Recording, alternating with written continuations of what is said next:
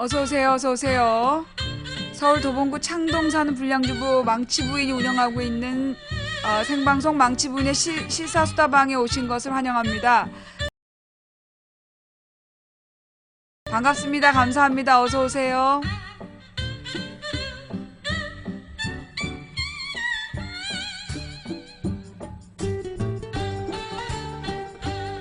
어서 오세요, 어서 오세요. 망치부인입니다.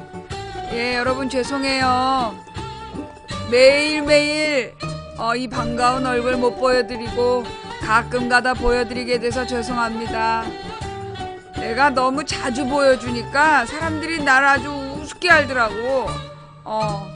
그래서 내가 요즘 좀 비싸게 구는 중이야. 어서오세요, 어서오세요. 망치부인입니다.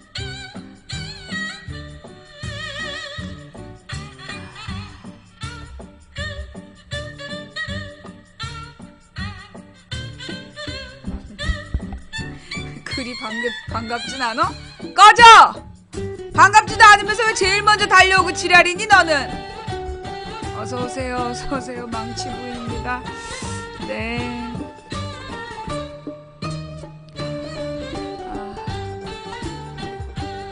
어서오세요. 예.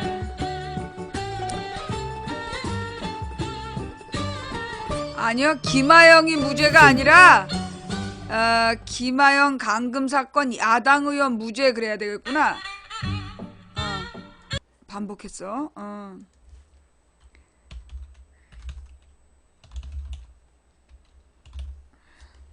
야당 의원들 무죄. 예. 국정원역 강금 사건 그 야당 의원들 무죄가 선고됐다고. 예, 어서 오세요. 망치 부인입니다. 예. 예. 네.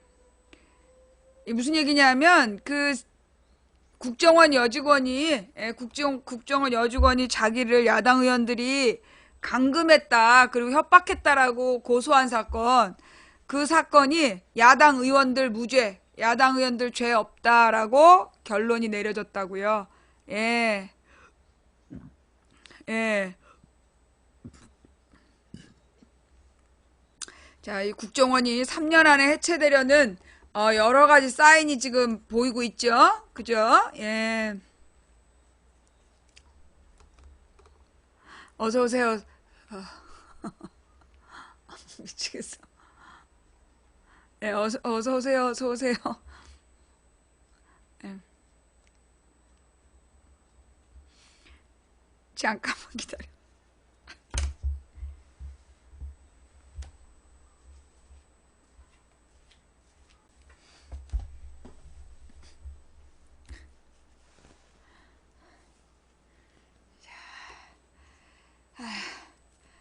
아, 잠깐만.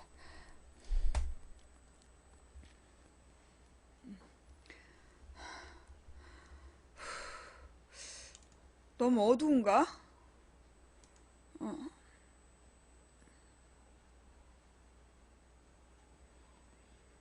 퀴즈. 지금 망치 부인은 왜 저럴까요? 네. 예. 망치 부인이 왜 저럴까요?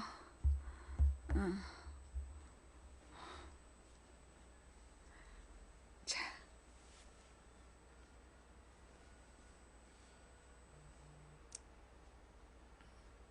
그쵸. 비 올라고.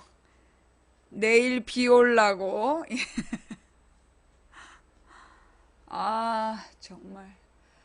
어서 이 육신, 이 뭐라 그러나, 이 부실한 육신을 훌훌 털고, 자유로운 영혼이 되고 싶어.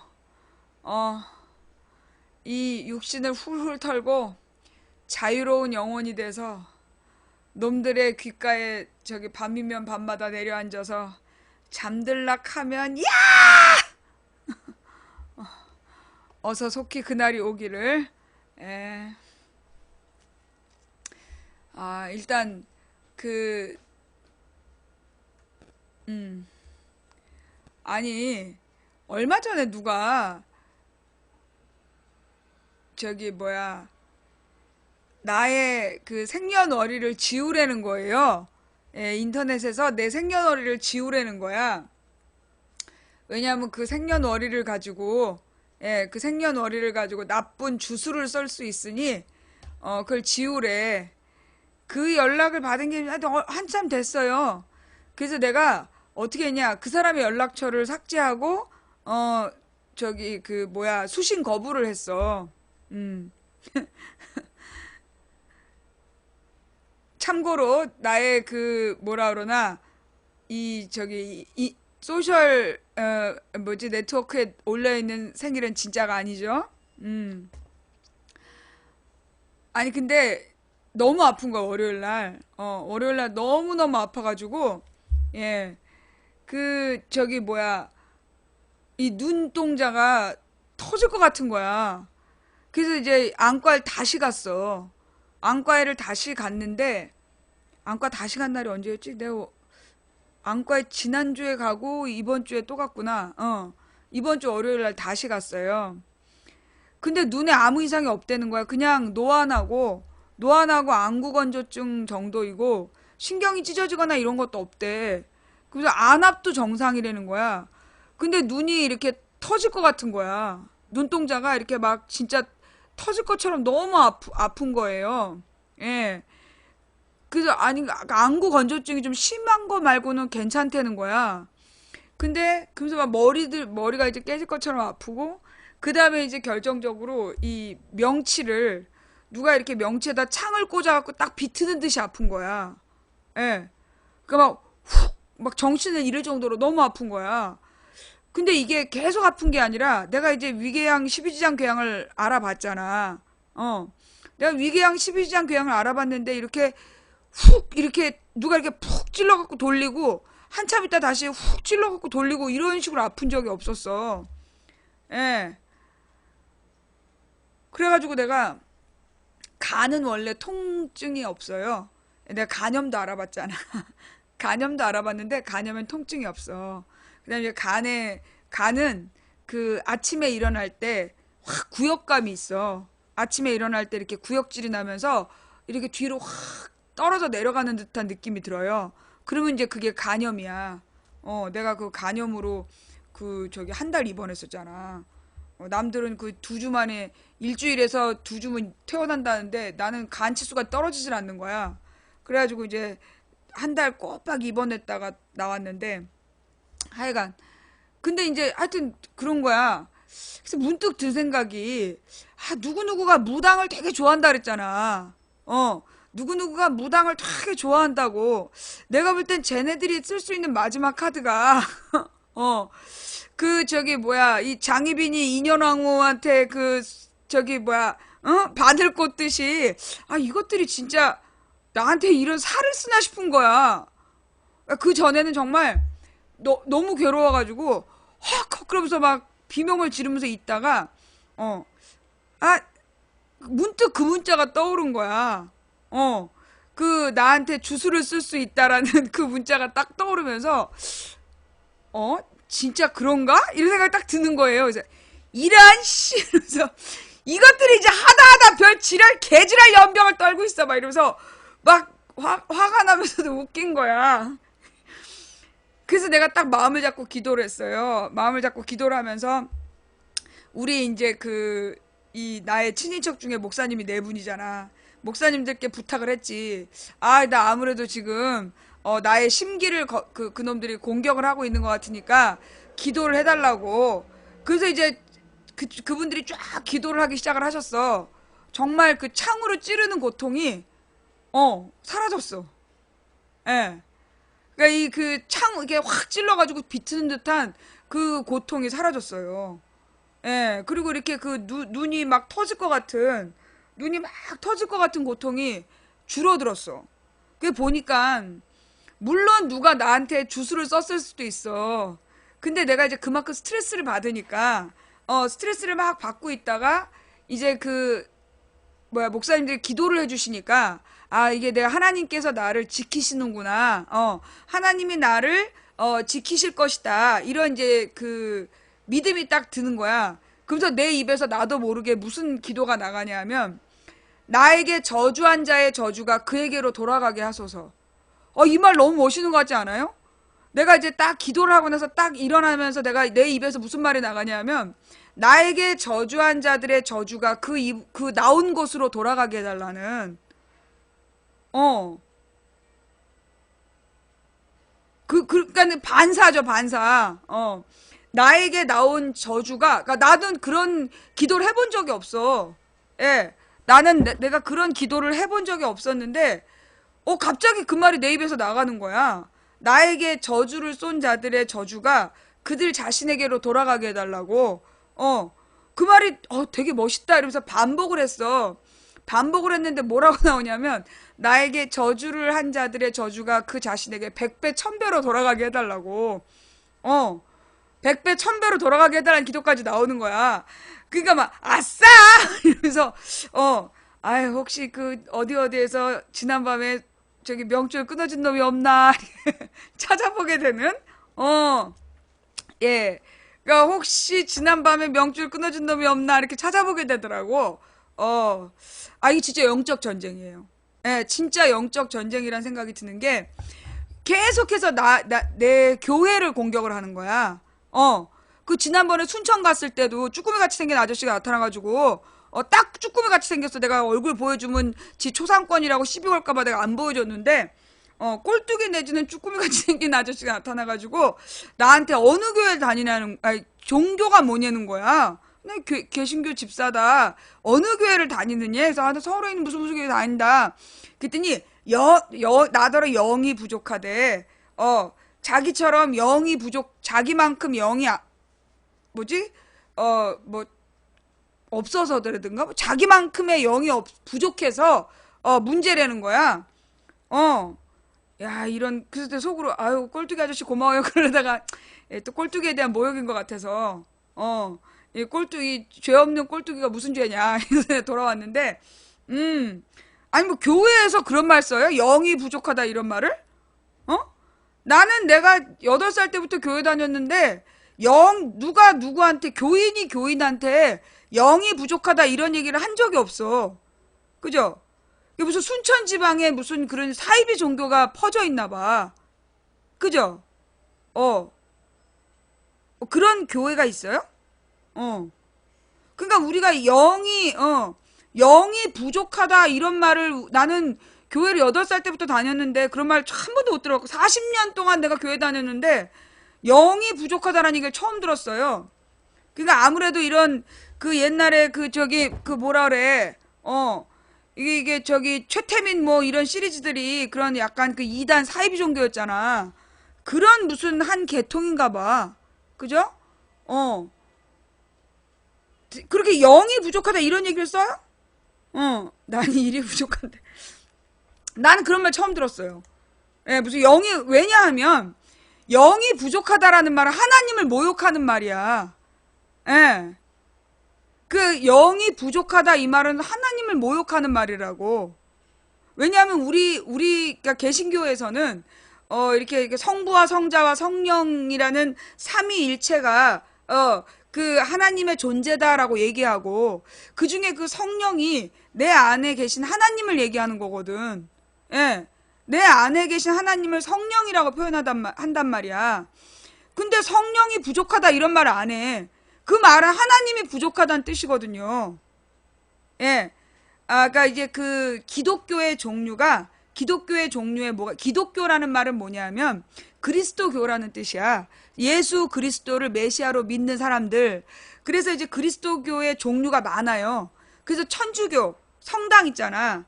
성당, 교황이 있고 주교가 있고 성당에 신부님이 있는 곳은 천주교라고 그러고 그거 말고 이제 그리스 쪽에 가면 그리스나 이렇게 동방 쪽에 가면 그러니까 옛날 동유럽 쪽에 가면 시꺼먼 모자 쓰고 수염 기른 아저씨들 그 사람들이 정교회 수사야. 그리스 정교회 그것도 그리스도교예요. 예. 그러니까 러시아 정교회, 그리스 정교회 이게 이제 뭐라나 그것도 기독교예요. 그 다음에 영국에 성공회라는 게 있어. 그 영국의 성공회라는 게 이제 옛날 헨리 8세가 이제 자기가 이혼하고 싶은데 영국의 천주교가 반대하니까 자기가 종교를 하나 만들었어. 종교 개혁을 지가 수장이 되는 걸 하나 만들어서 그게 성공회의 시조였어요. 그래서 이제 그 성공회가 있고 그 다음에 몰몬교는 아니야. 몰몬교는 예수교 그리스도교 정통 그리스도교가 아니에요. 예. 그리고 성공회까지는 우리가 이제 다 그 그리스도교라고 인정을 해. 그리고 침례교도 침례교라는 교단이 있어요. 그 침례교도 그리스도교예요. 예. 그 침례교하고 세례교의 차이점은 침례교는 이제 세례를 받을 때 완전히 물속에 옛날에 예수님이 세례 받듯이 물속에 들어갔다 나오는 게 이제 침례예요. 예. 그리고 이제 그러니까 그렇게 이제 침례교, 감리교, 장로교 이런 것들이 이제 소위 개신교지. 그러니까 이제 원래 있었던 그 천주교, 그 다음에 그리스 정교, 그 다음에 거기까지는 이제 옛날 카톨릭이고, 그리고 이제 그러니까 이게 로마 카톨릭은 이제 서유럽에서 유행했던 거, 그 다음에 이제 그리스 정교회는 동유럽에서 유행했던 거, 그리고 나중에 종교 개혁을 통해서 개신교가 나와. 새로운 신교가 나오는 거야. 고칠 개자, 새로운 신자, 새로운 기독교가 나오는 건데, 그게 이제 장로교, 감리교, 침례교 이런 것들이 전부 다 그런 개신교의 한 분파들이에요. 예. 뭐 대순진리교 이런 거는 기독교 아니야. 몰몬교도 기독교 아니고 신천지도 기독교 아니고. 통일교도 기독교 아니고. 예. 그러니까 이제 그래서 정통 기독교가 있고, 그러니까 이제 기독교라는 게 있고, 근데 이제 하여튼 예수 그리스도를 메시아라고 믿으면 그게 그리스도교예요. 예. 근데 이제 이 개신교 중에 많은 이단이 있어. 그러니까 이제 카톨릭은 이단이 없어. 카톨릭은 그냥 교황부터, 그러니까 로마 카톨릭, 그 교황청부터 해갖고 신부님들까지 쭉 연결되는 카톨릭은 사이비가 없더라고. 예. 그리고 이제 그리스 정교는 자세히는 제가 몰라요. 제가 아는 건 그리스 정교하고 러시아 정교 두 개 남아있다. 그러니까 그런 두 종류가 있다. 이 정도 알고 있고, 그리고 이제 성공회는, 신부님처럼 예배 드리는데 결혼하는 신부님이 이제 성공회의 차이점이고, 그 다음 이제 개신교는, 개신교하고 천주교의 기본적인 차이가 결혼을 하냐 마냐야. 개신교의 교육자들은 결혼을 해요. 그리고 이제 구교, 옛날 카톨릭은 결혼을 안 하고 그 차이가 있어. 예. 카톨릭에도 하나 있어요? 나는 카톨릭에 있다는 건 하나도 몰라. 카톨릭에서 내가 이제 카톨릭을 안 해봤기 때문에, 예. 근데 이제 하여튼 전부 다 이제 그리스도교, 기독교인데, 그 기독교는 전부 다 성부와 성자와 성령의 이름으로 세례를 준다. 이런 종교야. 성부와 성자. 그러니까 성부 하나님, 성자 예수님이 이제 죽었다가 부활하셔서 하나님께로 가면서 우리 각 사람에게 하나님의 영을 주셨으니 그게 성령이다. 그래서 이제 그 오순절에 성령을 받은 이후로 모든 사람이 예수를 그리스도라고 이제 인정을 하면 성령이 자리한다. 그래서 이제 성령을 믿는 건데, 근데 나한테 영이 부족하대. 그래서 보니까 순천 지방에 무슨 영을 섬기는 뭐라 하나, 사이비가 있나 봐. 사이비 종교가. 성령이 부족하단 말은 안 하거든요. 예. 물론 성령 충만하다는 얘기는 해. 성령 충만한 모습. 그래서 이제 정말로 하나님의 성령이 충만하게 은혜 받는 모습을 얘기하는 건 있어도, 어떤 교인이 교인한테 영이 부족하다 이런 말 안 하거든. 예. 근데 영이 부족하다 이런 얘기를 하는 걸로 봐서 순천에 일종의 꼴뚜기 영교가 있나 봐. 꼴뚜기 같이 생긴. 근데 보니까 나한테 와서 시비 걸었던 꼴뚜기하고 맨 처음에 술 처먹고 와서 시비 건 꼴뚜기하고 닮았어. 보니까는 일종의 친인척 같아. 예. 맨 처음에 어떤 사람이 술 처먹고 와가지고 시비를 걸었어요. 근데 이제 그때 우리 이제 뭐라 그러나 시청자 중에 한 분이, 그분이 옛날에 무슨 유도 교관이었대. 저기 뭐 특공 무술 가르치시고 유도 교관이었던 분이래. 그분이 이제 딱 그 술 주정뱅이를 데리고 갔어. 근데 그 주정뱅이하고 나중에 와서 나도 영이 부족하다고 한 그 사람하고 얼굴이 똑같이 생겼더라고. 눈도 동그랗고, 이렇게 얼굴이 이렇게 주먹만한 게, 꼴뚜기에 대한 모욕이라고 지금 항의가 들어오고 있는데, 그래, 꼴뚜기에 대한 모욕, 꼴뚜기가 무슨 죄야. 보니까 친인척 같아. 친인척 같은, 그 외계인 같이 생겼더라고. 쭈꾸미? 그래, 쭈꾸미 같이 생겼어, 쭈꾸미. 쭈꾸미 볶음, 쭈꾸미 같이 생겼어. 그러니까는 형제 같더라고. 형제 같은 1인 2역은 아니야. 왜냐하면 나중에 나타난 사람은 술 냄새가 안 났어. 처음에 나타난 사람은 술 냄새가 많이 났는데, 나중에 똑같이 생겼는데 나타난 사람은 술 냄새가 안 났어요. 그럼 술이 깼냐? 아니야. 계속 맞은편에서 술 처먹고 있었어. 하여튼, 그래서, 얘네들이 이제 하다 안 되니까, 이 주술의 도움을 얻나 보다. 예. 실제로 내가 이제 그 2012년에 그런 일이 있었다니까. 내가 이제 2012년에 이제 문재인이 대통령은 안 될 거라는 거 알았는데, 최대한 문재인을 이용해서 문재인이 될 거라고 뻥을 까가지고 박근혜의 공약을 따내야 되겠다라고 이제 내가 계획을 세웠다고. 그래가지고 이제, 근데 쟤네들이 되게 긴장감이 없었어. 문재인에 대해서. 그래서 내가 그랬지.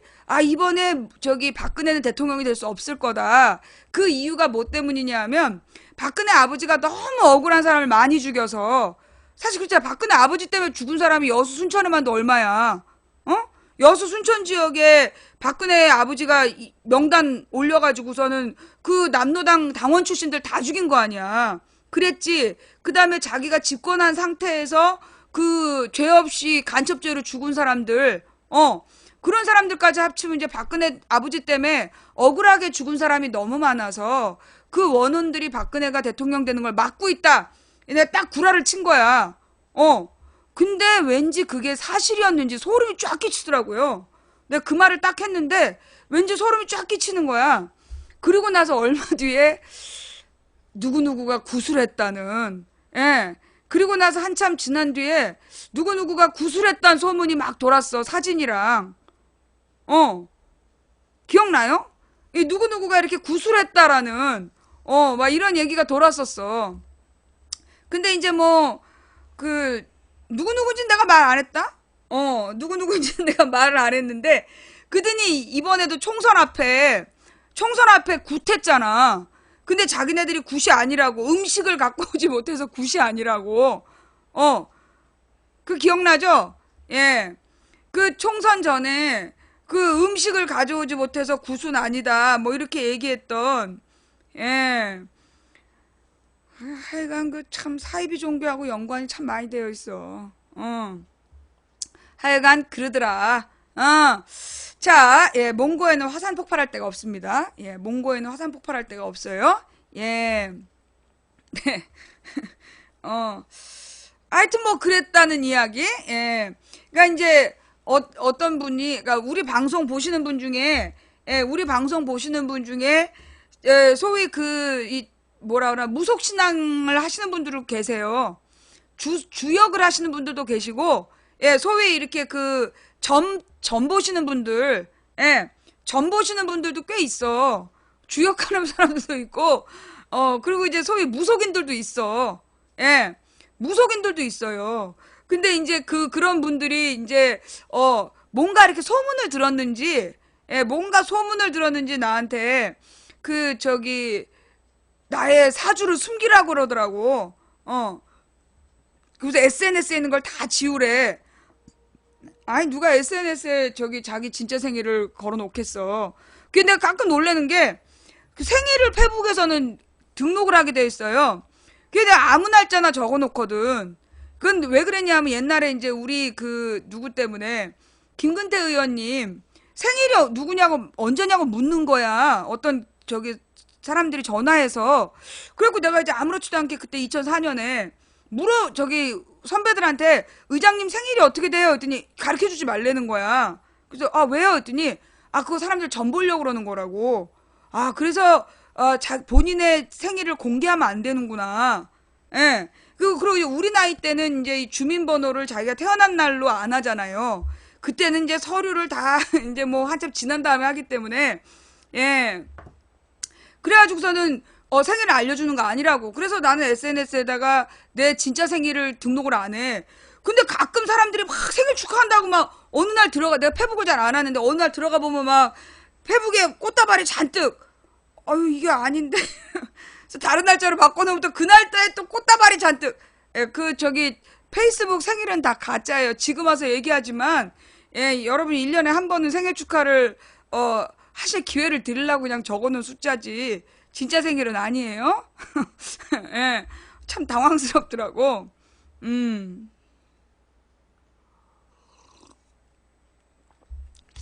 예, 미안합니다. 하여간.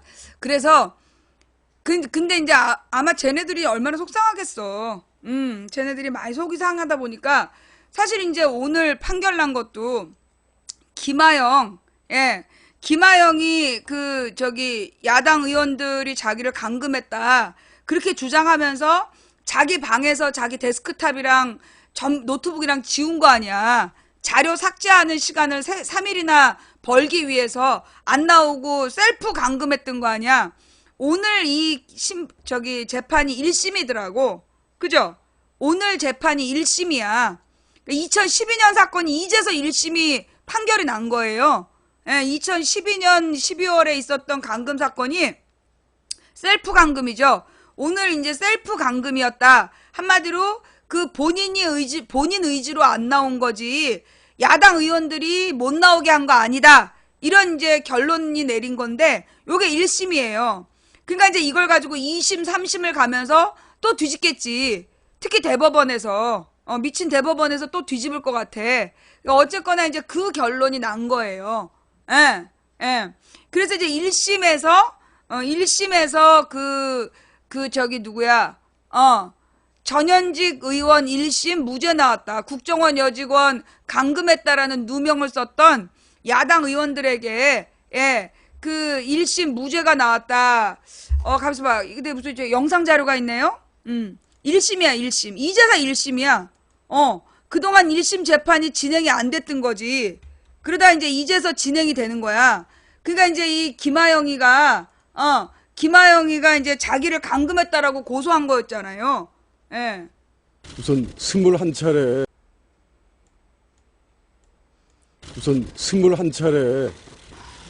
모진 정치검찰의 압박 속에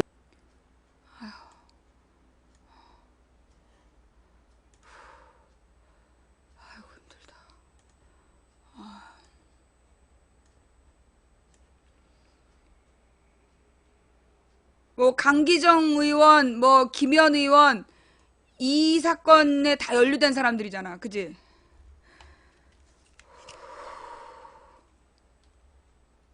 우선 21차례 모진 정치검찰의 압박 속에 이루어진 그 긴 재판 과정을 잘 진행해 주신 재판부께 감사드립니다. 결과는 사필 규정이라고 생각합니다. 아직까지 박근혜 대통령의 당선에 관해서 의문을 품는 국민들이 많습니다. 그런 일련의 과정 속에 박근혜 대통령의 당선이 법적으로 윤리적으로 잘못됐다라고 하는 국민들에게 윤리적인 공격을 가한 그 일련의 과정 속에 이 재판이, 이 수사가 시작됐다고 생각합니다. 정치검찰은 그런 논리에 충실히 동의하고 이행한 바로 권력의 제가 또 이 막말 얘기하면 안 될 것 같아서 권력의 추종자라고 생각합니다. 이 정치검찰의 이런 음모와 잘못된 국가 권력의 행사에 대해서 저희들은 21번의 재판 동안, 수사받는 동안 참담하게 느꼈습니다. 재판 과정 자체가 고문이었어요. 그래서 오늘 이렇게 그 사실 오늘 정확하게 잘 파악해서 무죄를 선고해 주신 재판부께 감사드리고 무리한 기소를 한 검찰의 맹성을 촉구하는 바입니다.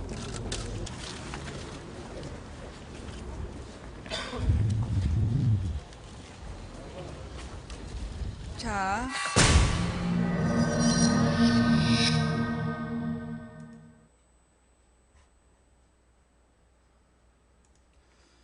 뭐 이번 사건이 뭔지는 잘 아시겠죠. 내가 만약에 그때 밖에 있었다라면 그 야당 의원들이 3일 동안 거기서 막 밤새고 그렇게 하지 않았을 것 같아. 근데 이제 그건 사실 그때 아주 단기간 안에 국정원 직원인지 아닌지를 확인하고 싹 빠졌어야 돼. 경찰한테 모든 책임을 몰고 빠졌어야 됐는데 거기서 이제 막 야당 의원들이 막 그 밤을 새면서 얘네들한테 도리어 이제 뭐라 그러나 빈틈을 준 거지. 그러니까 이 새끼들이 이제 그걸 이용해갖고 자기네들이 감금을 당했다. 그런 개소리를 해가지고서는 대선을 망친 거 아니야. 하여튼 이제 그랬던 이제 국정원, 이 여직원 사건인데 그 여자가요. 그러니까 국정원에 뭐 이렇게 목도리 두르고 나와가지고 뭐 너무나 무서웠고 두려웠고 그게 일반 여직원이 아니에요. 예. 그게 김하영이라는 것도 가명인데 그게 좌익교수라는 여자 좌익교수 닉네임을 썼던 여자이고 이게 일반 여직원이 아니라 걔가 소위 심리전담반의 팀장이었어. 72명의 국정원 댓글부대의 팀장이었다고. 그래서 이 국정원 댓글부대 팀장인 이 김하영이 그 김 팀장이 72명의 국정원 직원들과 그 72명의 국정원 직원들 밑에 또 한 30-40명씩의 팀을 이루어가지고 같이 움직인 거예요. 그러면서 그때 그 국정원 김하영의 민간인 조력자 이모 씨가 있어. 이정 머식인데 그 이정 머식이가 소위 새누리당 여가부 장관했던 여자 김희정? 여가부 장관했던 여자가 국회의원 나왔을 때 국회의원 선거 나왔을 때 거기 선거 사무장인가 했던 남자야. 예. 이정복. 그래서 민간인 조력자 이정복이하고 그 김하영이하고가 팀을 이루어서 움직였던 거고 그러면서 그 이정복이한테 이 국정원에서 9천만 원씩 막 입금한 그런 기록이 나와. 그런 기록들이 다 밝혀져 있어. 하여튼 그게 이제 소위 국정원 댓글 사건이죠. 그러면 박근혜가 대놓고 했던 말이 뭐냐? 자기가 댓글 때문에 당선됐단 얘기냐? 그런 말을 계속했단 말이야. 그런데 그때 이 박근혜가 당선된 건 댓글 덕분에 당선된 거 아니야. 댓글이 너무나 저질이었기 때문에. 다만 박근혜는 뭘로 당선된 거냐 하면 국정원 여직원이 댓글을 달지 않았다는 거짓말로 당선된 거죠. 지금 박근혜는 계속 의도적으로 논점을 흐리는 거야. 자기가 댓글 때문에 당선된 거냐? 아니라고. 그 댓글 수준이 너무나 우리나라 국정원 수준이 너무나 저질이라서 댓글 수준을 보고 당선된 게 아니야. 국정원이 댓글을 안 썼다고 거짓말해서 당선된 거지. 그러니까 박근혜는 명백히 허위 사실을 유포하고 당선된 사람이야. 그러면서 무엇보다 그 문재인 후보를 앞에다 두고 성폭력 범죄자들이나 하는 뭐 미행을 하고 감금을 하는 그런 죄를 저질렀다. 인권을 침해하고 있다. 그런 비난을 했잖아요. 그래서 국정원 여직원이 댓글을 달았다는 증거는 없는 걸로 나왔지만 문재인 후보가 그렇게 감금을 하고 미행을 하고 성폭력 범죄자들처럼 행동했다. 그 표현은 한마디로 선거법상 허위사실로 상대 후보를 비방한 중범죄에 해당이 돼. 요거 징역 8개월, 최소 징역 8개월이야. 그럼 이거는 박근혜는 대통령 자격이 없는 사건이에요. 바로 그 댓글 달았던 그 여자, 그게 김하영인데 이게 또 싸가지 없이 그 야당 의원들을 고소를 한 거야. 자기를 감금을 했다고. 그랬더만 박근혜 정부의 미친 검찰이 이 의원들을 21번씩 법정에 불러내가지고 말도 안 되는 진술을 시키면서 이제까지 3년을 괴롭혔다는 거야. 그러다 이제 이제서 3년 만에, 4년 만이지.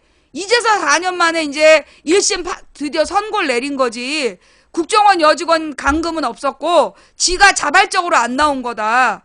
너무나 당연한 판결이 나오는데 오래 걸린 건 검찰에서 계속 추가 진술을 요구하고 추가 진술을 요구해서 심리를 안 끝낸 거야. 그래서 3년이 걸린 거예요. 자, 그래서 이제 국정원 여직원의 감금 사건은 무죄가 나왔는데, 예. 자, 그러고 보니까 우리가 지금 이제 국정원에 대한 이야기들, 국정원과 세월호 관계, 뭐가 진짜예요? 뭐가 궁금해? 자, 보수 꼴통 쌍도 애들아. 자, 이런 애들이 소위 국정원일 가능성이 커요. 예, 왜냐하면 이게 지금 우리는 국정원을 욕하고 있는데 싹 경상도로 지역 문제로 물타기를 하고 있죠.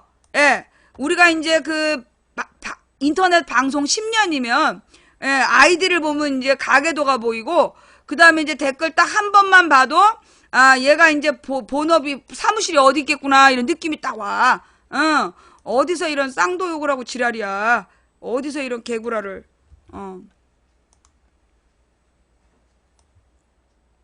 어이가 없죠? 예. 아니, 지금 우리는 국정원 욕하고 있는데, 수구꼴통 쌍도 애들아, 이런 얘기를 왜 하냐고. 예. 예.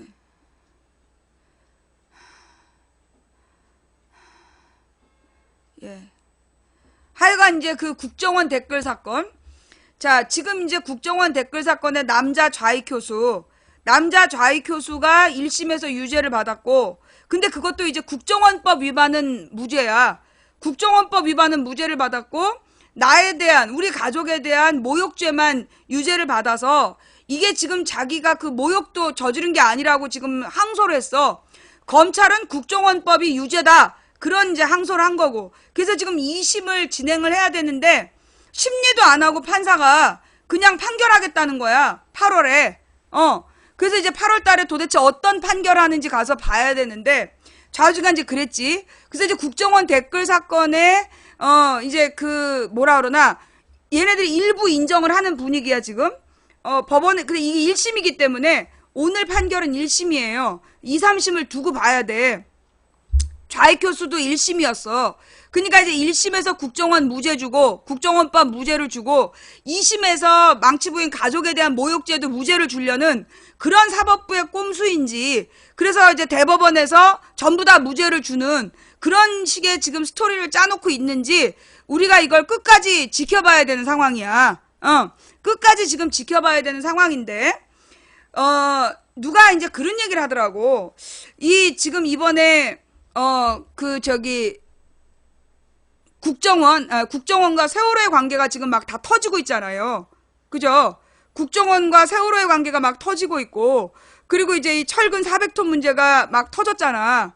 그 다음에 지금 이정현 녹취록 문제도 터지고, 그래서 청와대가 당시 세월호 사건 때 언론의 보도에 개입했다라는 그런 내용들이 지금 이제 막 까발려지고 있잖아요. 그죠? 근데 그러면 이게 왜 지금 나오는 거냐? 여기에 대해서 어떤 이제 일베의 주장이야. 일베의 학설인데, 학설이라기보다 일베의 주장인데, 아무래도 얘네들이 지금 국정원에 관한 모든 비리를, 다 이렇게 1차 다 터트려서, 털고 가자. 이런 식인 것 같다. 그래서 이제 지금 국정원의 범죄들에 대해서, 일부 다 이제 조금씩 부분 시인을 해가지고, 마치 이렇게 해결되고 간 것 같은 대국민 착각을 유도하고 있는 것 같다. 그래서 내년 대선 때 가서 또 우리가 해결되지 않은, 이거 본질적으로 해결되지 않은 거잖아. 남자 좌익교수 유죄라고 보도가 나왔지만 그거 국정원법 유죄가 아니야. 망치부인 가족에 대한 유죄인 거지. 그렇잖아. 이건 국정원법 유죄라는 게 더 중요한 건데, 근데 이걸 갖다가 국정원법 유죄를 안 하고 지금 이제 이 망치부인 가족 모욕죄만 유죄를 준 거란 말이야. 개인 범죄로. 그런데 이제 사람들이 다 유죄라고 생각하면서 아, 처벌받았구나라고 착각을 유도한다는 거죠. 착시를 유도하는 거야. 그래서 이제 내년 대선을 앞두고 국정원의 진짜 범죄에 꼬리만 다 자르는 거야. 꼬리만 막 잘라가지고 마치 해결된 것처럼. 국정원 범죄가 마치 전부 다 법의 심판을 받은 것처럼 그런 착각을 유도하는 것 같다. 그러니까 이제 내년에 진짜 이제 그 대선 때 국정원의 대선 개입 이런 게 본론에서 떠오를 때 이미 다 끝난 문제를 왜 지금 또 떠드냐? 요럴라는 거라는 거지. 그러니까 이제 대충 언급을 해가지고, 예, 대충 언급을 해놓고 내년 대선 때 가서, 이거 이미 다 처벌받고 끝난 일인데 왜 지금 와서 또 떠드냐? 이러면서 야권을 공격하려는 그런 공작을 피는 게 아니겠냐? 이런 이제 주장을 한 일베가 있었어. 맞는 것 같아요. 예. 지금 이게 막 일부 이제 터지는 거야. 그 다음에 이제 가령 이제 이번에 이정현 녹취록, 예. 이정현 녹취록이 터졌고, 그 다음에 서별관 그 문서가 터졌어. 자, 여러분, 이정현 녹취록 어디서 나왔을까요? 자, 한번 생각해 봅시다. 이정현 녹취록 어디서 나왔어? KBS에서 나왔어. 그죠? KBS에서 이정현 녹음을 풀었어. 그렇잖아. 이거 김시곤과 그 사람들이 가지고 있던 내용이잖아요. 그게 왜 지금 풀렸을까? 그 다음 서별관 회의록. 서별관 회의 문건이 원래 거기는 공식적인 문건을 만들지 않는다 그랬는데 거기서 다뤘던 내용이 정리된 문건이 지금 이때 딱 터져 나왔어. 자, 그런데 여기서 이게 왜 이 시점에 터졌을까를 추측할 수 있는 하나의 사건이 있었어. 뭔데? 오늘 최경환이가 당대표 경선에 출마하지 않겠다. 자, 이정현 녹취록 이야기 어제까지 떠들더니 오늘 조용하잖아. 그죠? 어제까지 이정현 녹취록을 막 떠들었는데 갑자기 오늘은 뭐 온데간데 없잖아. 그죠? 그리고 이번 주에 월요일 화요일 막 떠들었던 게, 예, 월요일 화요일 떠들었던 게 서별관 회의 문건이야. 문건 입수했다. 그 문건을 누가 만들었겠어? 청와대 서별관 회의에 참석한 사람들이 만들었겠지. 그 내용을 야당에게 던진 게 누구겠어? 그러니까 내가 볼 때 이거는, 자, 한번 잘 지켜봅시다. 이거 이정현의 녹취록 문제, 얘 방송법으로 이거 징역 살아야 돼. 그래야 이게 제대로 처리가 된 거야. 또 서별관 회의에서 그 대우조선이 가짜 장부를 5조 원이나 장부를 속였다는 걸 알면서도 국민 혈세 4조 3천억을 더 추가 지원한 거야. 그러면 이거 책임자들 전부 다 잡아 넣어야 되는 거야. 책임자들 특검해가지고 잡아 넣어야 될 문제야. 근데 만약에 오늘 이후로 내일부터 갑자기 서별관 회의 문건도 사라지고 이정현 녹취록도 사라진다면, 만약 그렇다라면 이건 누가 언론사 데스크에서 짜고 지금 새누리당 당내 경선, 새누리당 전당대회를 하는데 소위 이제 이정현도 최경환도 친박이잖아. 그러니까 이정현도 최경환도 친박이니까 그 친박 애들의 핵심 범죄를 딱 터트려가지고 둘 다 못 나오게 하는 거, 그걸 목적으로 한 거 아니냐. 소위 이제 새누리당의 비박, 옛날 친이, 예, 친 이명박계하고 친한 게 이 언론이잖아. 언론은 박근혜 쪽보다는 여기 이 친재벌, 친이계, 얘네들이랑 친하단 말이야. 그러니까 얘네들이 소위 친박의 이정현이나 최경환이가 나와서 당권 잡는 걸 막기 위해서 일부 자료를 뿌린 거 아니냐. 이거는 이정현이랑 최경환이가 당권 경쟁을 갑자기 포기했어. 그쵸? 오늘 속보 나왔죠? 예. 갑자기 포기했단 말이야. 그 다음에 어제 갑자기 이정현 얘기가 어제까지는 떠들더니 오늘부터 싹 사라졌어. 이거 새누리당 당권 경쟁하는데 지금 물타기 한 거 아니냐. 만약에 언론에서 요 내용 두 가지를, 이정현 녹취록하고 서별관 문건을 계속 치밀하게 보도한다면 이거는 진짜 보도가 맞는 거고, 만약에 오늘 이후로 싹 사라진다면 이건 새누리당 당권 경쟁에 유리한 고지를 차지하려는 놈들의 작전이 아니냐. 언론과 친이계의 작전이 아니냐. 새누리당 내부의 권력 다툼이 아니겠냐.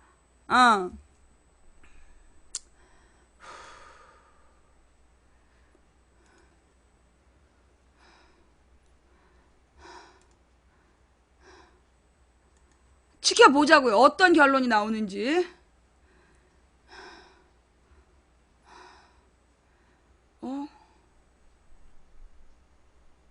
이 Y뉴스가 왜 없지?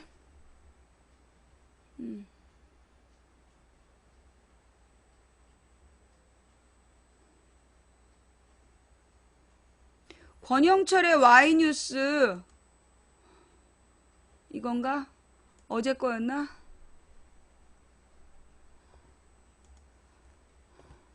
권영철 선임 기자 어서 오세요. 안녕하십니까. 예, 오늘 Y뉴스에서는 무슨 얘기 가지고 오셨어요? 검찰, 경찰 했으니까 언론 얘기. 언론의 깊숙한 얘기 어떤 거 가지고 오신 거예요? 이정현 전 청와대 홍보수석과 김시곤 전 KBS 보도국장의 통화 내용이 공개되면서 청와대의 방송 장악, 언론 통제 의혹이 사실로 드러났다 이런 얘기들이 많지 않습니까? 예. 시민단체와 언론단체에서는 50 정권에서의 보도지침에 빗대서 신보도지침이다 이런 얘기도 나오고요. 나옵니다. 정치권 일각에서는 청와대의 방송 장악이라는 의혹보다는 김시곤 전 보도국장의 전화 녹음의 문제를 제기하기도 합니다. 그렇지만은 이런 주장은 본말 전도다 이런 비판이 많거든요. 왜 전화를 녹음했어? 여기에 문제를 제기하는 사람도 있어요? 그런 사람들이 꽤 있습니다. 그래서 김시곤 전 KBS 보도국장은 왜 이정현 전 홍보수석의 전화를 녹음했을까 이렇게 주제를 정해봤습니다. 김시곤 당시 보도국장은 왜 그 전화를 녹음했을까? 네. 일단 김시곤 그러니까 KBS 보도국장하고 네. 청와대 홍보수석 간에 이정현 수석 간의 전화 통화가 자주 있긴 있었습니까?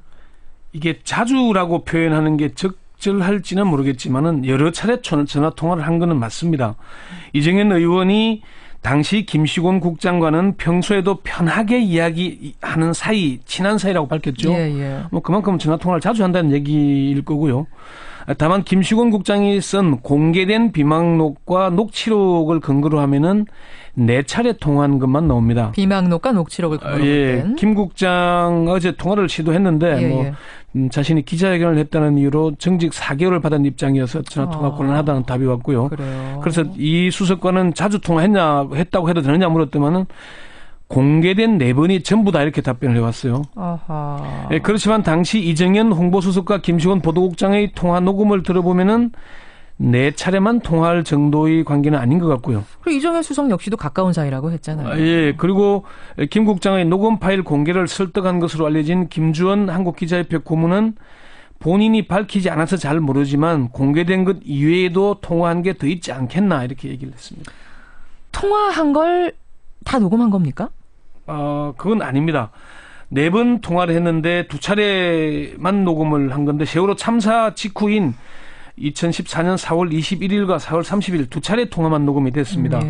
KBS 내부에 확인해봐도 2차례 녹음밖에 없는 걸로 안다 이런 답변. 녹음한 건 그러니까 2개가 다인 것으로. 네, 그렇습니다. 또 하나 궁금한 건 세월호 참사 이전에는 통화 내용을 녹음하지 않고 그 이후에는 녹음을 한 거예요? 지금까지 드러난 걸로 그렇습니다. 이게 김 국장의 비망록을 보면은 2013년 5월 13일에는 이정현 정무수석이 전화를 와서 대통령 방미성과를 잘 다뤄달라고 주문했다 이런 얘기가 있고 2013년 10월 27일에는 이정현 홍보수석이 전화를 걸어와서 청와대 안뜰서 아리랑 공연을 할 때 이걸 맨 마지막에 편집한 건 문제가 있는 거 아니냐 불만을 토로했다 이런 게 들어있어요. 비망록에는 적혀 있는데 이건 지금 녹음부는 없는 거예요. 그렇습니다. 그러면 세월호 참사 이후 이게 닷새인가요? 닷새 후에 4월 21일과 그렇죠? 4월 30일 2차례. 이 전화는 2통 다 녹음을 한 거죠. 그렇습니다. 왜라고 말합니까? 김시곤 국장은?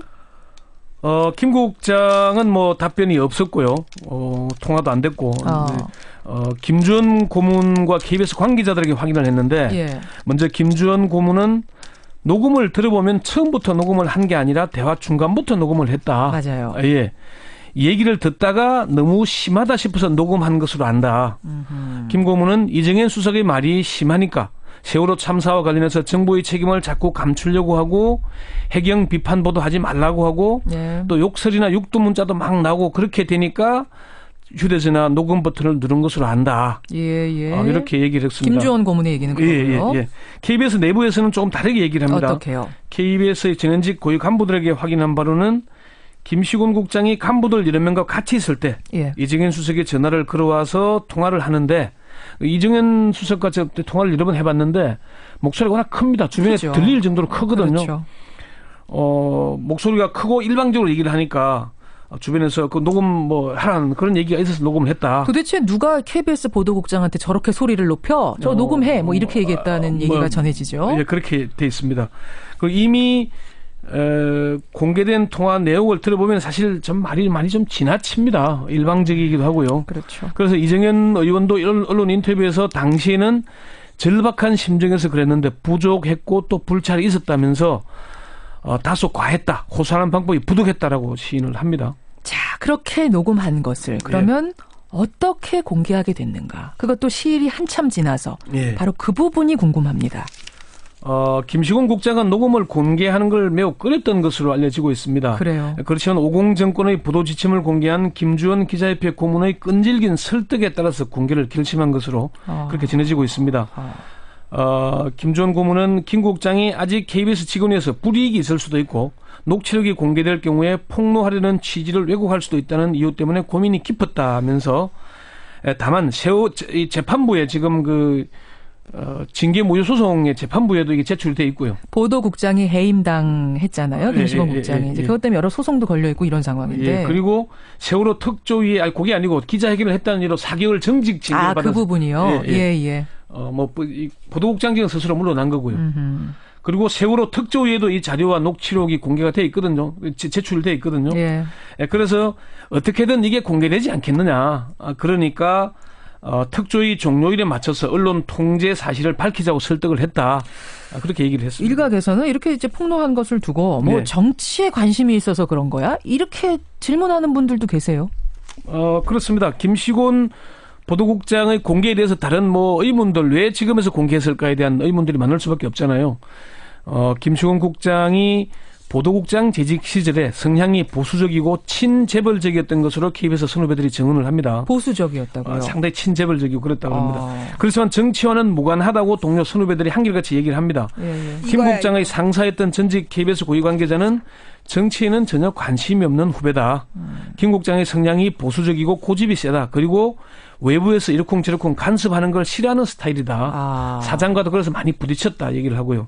김주원 고문도 김 전 국장은 이념적으로 보수 쪽이고 밑에서 아래 후배들이 들고 일어나면 참지 못하는 권위적인 사람일 수도 있다. 그러니까 지금 이분이 굉장히 진보적이고 이제 세월호의 문제를 해결해야 된다 앞장 이래서 이걸 폭로한 것이 아니고 보수적인 성향으로 따지자면 보수적인 이념상으로도 이제 보수적인 쪽에 가까운 사람이고 권위적인 사람인데도 불구하고 보도 문제에 있어서는 외부 개입을 지독히 싫어하는 이런 인사 이렇게 평가가 나오는 건가요? 표현이 조금 부적절할지 모르지만은.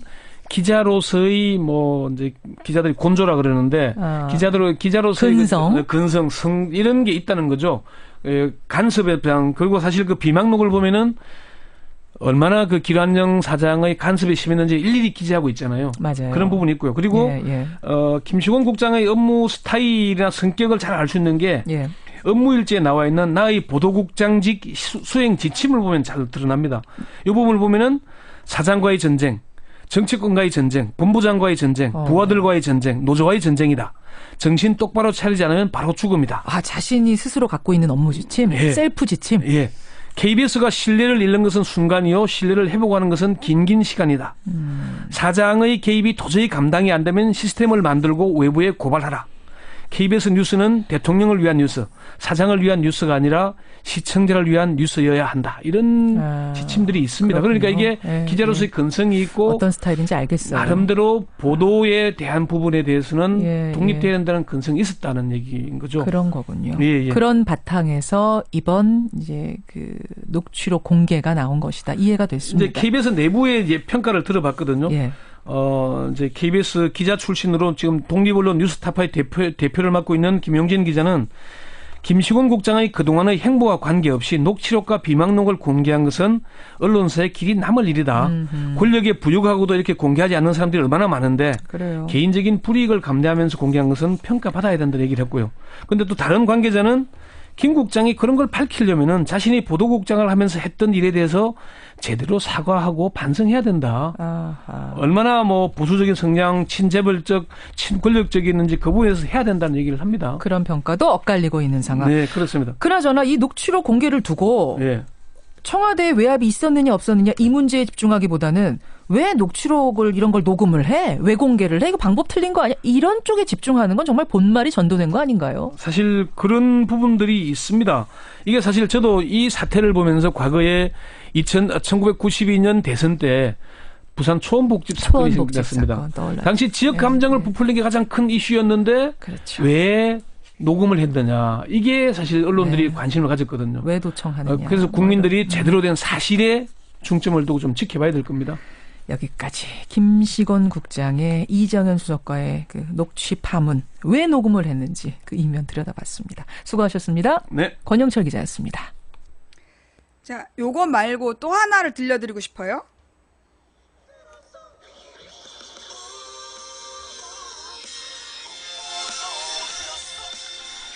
풍문으로 뉴스의 비하인드, 뉴스의 맥을 짚어보는 시간이죠. 그것이 궁금하다. 오늘은 한겨레 21의 디지털팀의 김한 팀장과 함께하겠습니다. 어서 오세요. 네, 안녕하세요. 자, 지금 세간에 문제가 되고 있는 세월호 참사 당시에 이정현 청와대 홍보수석 그리고 김시곤 KBS 보도국장 간의 오간 통화 내용이 공개돼서 파장이 일고 있는데, 일단 뭐 아시는 분도 있겠습니다만 주요 내용은 뭐였죠? 네, 그 세월호 참사 당시에 KBS 보도에 대해서 이정현 당시 청와대 홍보수석이 KBS 보도국장이었던 김시곤 씨한테 전화를 걸어서 보도의 경위를 이제 따져 묻고 그 보도에 불방을 요구하고 보도의 오디오를 이제 바꿔달라. 네. 대통령이 이걸 봐서 큰일 났다. 뭐 이런 내용으로 보도에 압박을 가하는 뭐 그런 통화 내용의 녹취록이 공개가 됐습니다. 예, 그러니까 한 번만 도와주십시오. 국장님 나 이거 한 번만 도와주십시오. 네. 이런 내용이 있었고, 하필이면 또 세상에 KBS는 오늘 봤네. 그죠? 네, 그 이정현 홍보수석과 김시곤 녹취록을 뭐 검색해 보시면 지금도 인터넷에서 들으실 수 있는데요. 예. 뭐 이정현 당시 홍보수석의 그 통화 내용을 보면 전형적으로 이제 기사의 압력을 행사하는 어떤 단계들을 보여줍니다. 지금 이제 박정현 앵커 얘기한 대로 뭐 한 번만 도와달라, 나 이거 한 번만 도와달라, 뭐 이런 이제 읍소를 하다가 또 윽박을 지르기도 합니다. 자, 지금 여러분 듣고 계신 이게 파일이 뭐냐 하면, 예. 요게 이제 그 아침에 6시부터 하는 뉴스, 내가 또 이거 사실은 내가 몰래 들었어. 내가 듣고 있는 거를 또 알려주면, 그러면 또 2%에 대해 압력이 들어갈까봐, 예, 그, 몰래 듣고 있었는데, 이거는 같이 연결해서 꼭 들어볼 만하다. 예, 아침 6시에 박재홍이라는 사람이 하는 굿모닝 뉴스쇼라는 게 있어요. 거기에서 그것이 궁금하다라는 코너예요. 예, 어제 날짜 박재홍의 뉴스쇼 굿모닝 뉴스인가? 예. 거기에 이제 그것이 궁금하다. 이 부분을 찾아서 들으시면 이 내용을 들으실 수 있어요. 뭐 말만 바꾸면 되는 거 아니냐? 그거 뭐 녹음만 좀 한 번만 더 해주십시오. 이렇게 이제 얘기하면서 그 어떤 보도를 직접적으로 이렇게 바꿔달라. 뭐 이런 얘기도 하기도 하고요. 예. 뭐 김시곤 보도국장은 뭐 시종일관 수세적인 태도를 보입니다. 그래서 그 통화 내용의 상당수가 이제 이정현 홍보수석이 굉장히 공세적으로 얘기를 하고 오히려 김시곤 보도국장이 왜 이런 전화를 하시냐 이런 태도가 아니라 굉장히 수세적으로 얘기를 하면서 뭐 우리만큼 도와준 데가 어딨냐. 이 부분이야.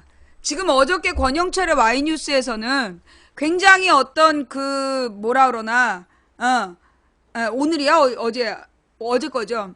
막 그 김시곤이라는 사람이 무슨 기자의 꼰대 정신이 있어서 지금 이 녹음 파일을 깐 거 아니냐.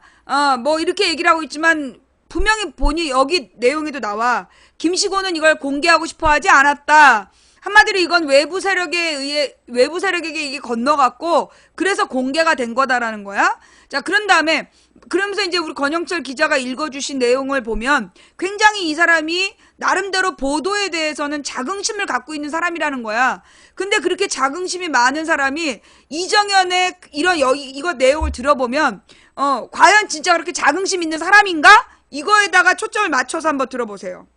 솔직히 말해서 뭐 이렇게 얘기를 해서 도저히 보도국장의 입에서는 나올 수 없는 말이어야 할 것 같은데 뭐 그런 얘기를 하고 이정현 홍보수석은 시종일관 좀 한 번만 도와달라 뭐 이렇게 계속 얘기를 하는 통화 내용입니다. 예, 그러니까 지금 그 대화 내용은 선후배 대화예요. 그러니까 그렇죠. 이제 예. 그 김시곤 보도국장이 선배라고 부르기도 하는데요. 뭐 예. 박지원 코도 아시겠지만 기자들이 정치부 생활을 오래 하면 국회의원들 종종 선배라고 부르기도 합니다. 그래서 뭐 예. 그 호칭 자체가 매우 특별하다 이렇게 말할 수는 없지만 네네. 보도국장이라고 하는 자리가 되면 전체 보도를 관장하는 자리인데 그렇죠. 그 관장하는 자리에서 뭐 우리만큼 솔직히 도와준 데가 어딨냐 이런 얘기를 한다는 것 자체가 부적절한 관계를 그대로 드러내는 말이 아닌가 이렇게 생각이 됩니다. 예, 그래서 이제 당시 KBS 상황을 세월호 참사 당시 좀 짚어보면, 그러니까 이제 이렇게 압력이 있어서인지 KBS 보도 내용이 좀 달라졌던 게 있습니다. 이를테면 이제 4월 22일부터 29일을 보면 KBS 보도 내용이 KBS 그러니까 구원파와 특정 종교 문제로 상황을 전환을 한다면서 KBS 내부에서 또 비판이 제기되고 했지 않습니까? 네, 그렇습니다. 이정현 홍보수석과 김시곤 보도국장이 1차로 통화를 한 게 4월 21일입니다. 네. 이 자리에서 이정현 홍보수석은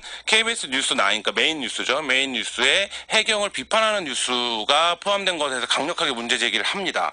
그래서 4월 22일부터 말씀하신 대로 KBS 보도가 해경에 대한 비판보다는 그 청해진 해운과 그 실소유를 둘러싼 문제, 그리고 이제 그 종교 집단의 문제로 보도가 전환이 됩니다. 그래서 이거예요. KBS 젊은 기자들이 이때 그 막내급 기자들이 계속 성명을 내는 연일. 자, 이 사람이 그렇게 기자 정신이 있고 꼰대 정신으로 이 녹취록을 공개한 거라면 말이 앞뒤가 안 맞아. 이때 이 KBS 보도의 흐름이 바뀌면 안 되는 거야. 그죠? 보도의 내용이 전환됐다는 거야. 그 해경의 문제점과 정부의 조치 미흡 쪽으로 가다가 그 유병원과 구원파로 틀어졌다는 얘기는 꼰대 정신 없었다는 얘기야. 그렇잖아. 예. 이게 정말 지금 보도해야 되는 문제가 맞냐? 네네. 뭐 이런 상황이 이제 29일까지 이어지고요. 뭐 그 사이사이에 그 KBS의 보도에서 뭐 특정 장면들이 누락됐다, 중요한 사실들이 보도가 되지 않았다, 이런 논란들이 이제 계속 일어납니다. 그러다가 4월 30일 KBS가 그 사건 초기에 해경이 이제 언딘 때문에 군을 투입하지 못했다라는 게 국회 이제 국방위 보고로 밝혀지는데요. 예. 이 소식을 하루 늦게 탑뉴스로 보도를 합니다. 그리고 이때 다시 이정현과 김시곤이 2차 통화를 하는데요. 이때 이제 이정현은 1차 통화 때보다 좀 구체적이고 집요하게 요구를 합니다. 그 요구사항이 뭐냐면 뉴스 9에 나간 건, 그러니까 9시 뉴스에 나간 건 어쩔 수 없지만 심야 뉴스에는 내보내지 말아라. 이건 직접 이제 편성에 개입을 하는 것이고요. 예.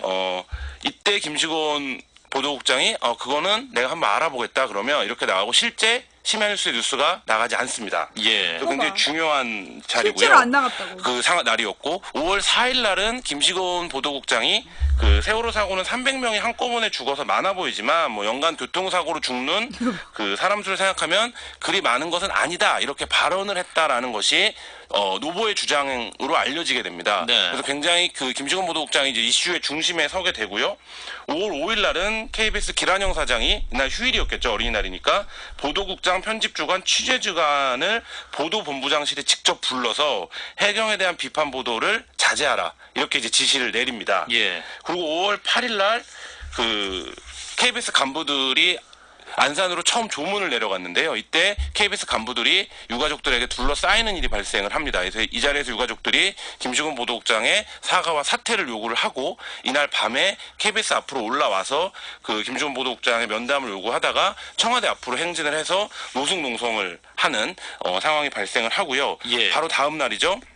5월 9일에. 네, 5월 9일 날 김시곤 보도국장이 기자회견을 열어서 기란영 사장과 자신이 동반 사퇴해야 된다. 기란영 사장이 계속적으로 보도에 개입해왔다. 이렇게 주장을 하고요. 기란영 사장은 1시간 후에 그 청와대 앞에 있던 유가족들을 찾아가서 김시곤 보도국장의 사표를 수리하겠다. 이렇게 발표를 하면서 상황을 일단락 지으려고 했는데 그날 8시 KBS 보도국장이 JTBC 뉴스에 출연을 해서 기란영 KBS 사장은 청와대만 보고 가는 사람이다. 이렇게 얘기를 해서 파문이 됩니다.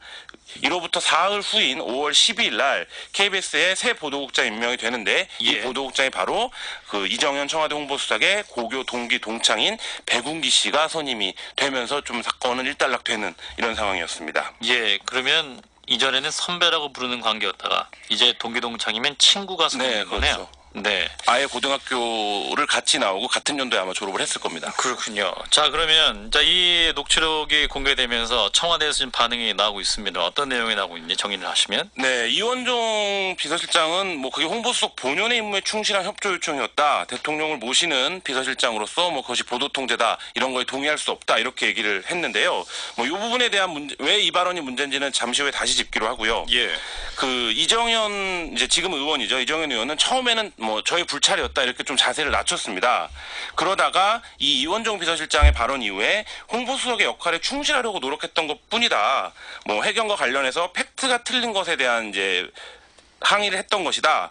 그날 저녁에 뉴스를 이미 만들어놔서 국방부 해명이 들어가지 않은 것 같아서 해명 전으로 나갔던 것을 항의했던 것이다. 홍보수석으로 국가와 정부의 정책을 홍보하거나 위기상황이 있을 때 언론의 협조를 구하는 것이 역할이었다. 이렇게 얘기를 했는데요. 예. 이 두 발언이 모두 문제입니다. 왜 그러냐면 어제 노회찬 의원이 지적하기도 했는데 본연의 중요한 임무였다. 얘기예요. 언론에 이런 전화를 하고 언론의 보도를 통제하고 홍보수석의 통상적인 업무를 볼 수 있는 것이냐. 네, 그렇다면 노회찬 의원은 방송법을 상시적으로 위반해왔다라는 걸 스스로 고백하는 꼴이 아니냐. 그렇지. 이렇게 이제 지적을 하기로 했는데요. 예. 이정현 홍보수석의 발언도 역시 마찬가지입니다. 이것은 홍보수석의 역할이고 홍보수석 당시에 있었던 일이다라는 거에 이제 강조점을 찍어서 해명을 했는데 경향신문 등의 보도에 따르면 정무수석 시절에도 이런 일을 했었다는 겁니다. 그러면 이 얘기는 청와대 수석진, 대통령을 모시는 보좌진들이 방송과 보도에 대해서 상시적이고 일상적으로 전화를 해서 압력과 통제를 행사해왔던 것이 아니냐. 이런 지금 새로운 논란을 낳고 있습니다. 예. 또 하나 나오는 것이 이것이 보도 통제다라는 논란까지 일고 있습니다만 이 부분은 어떻게 봐야 될까요?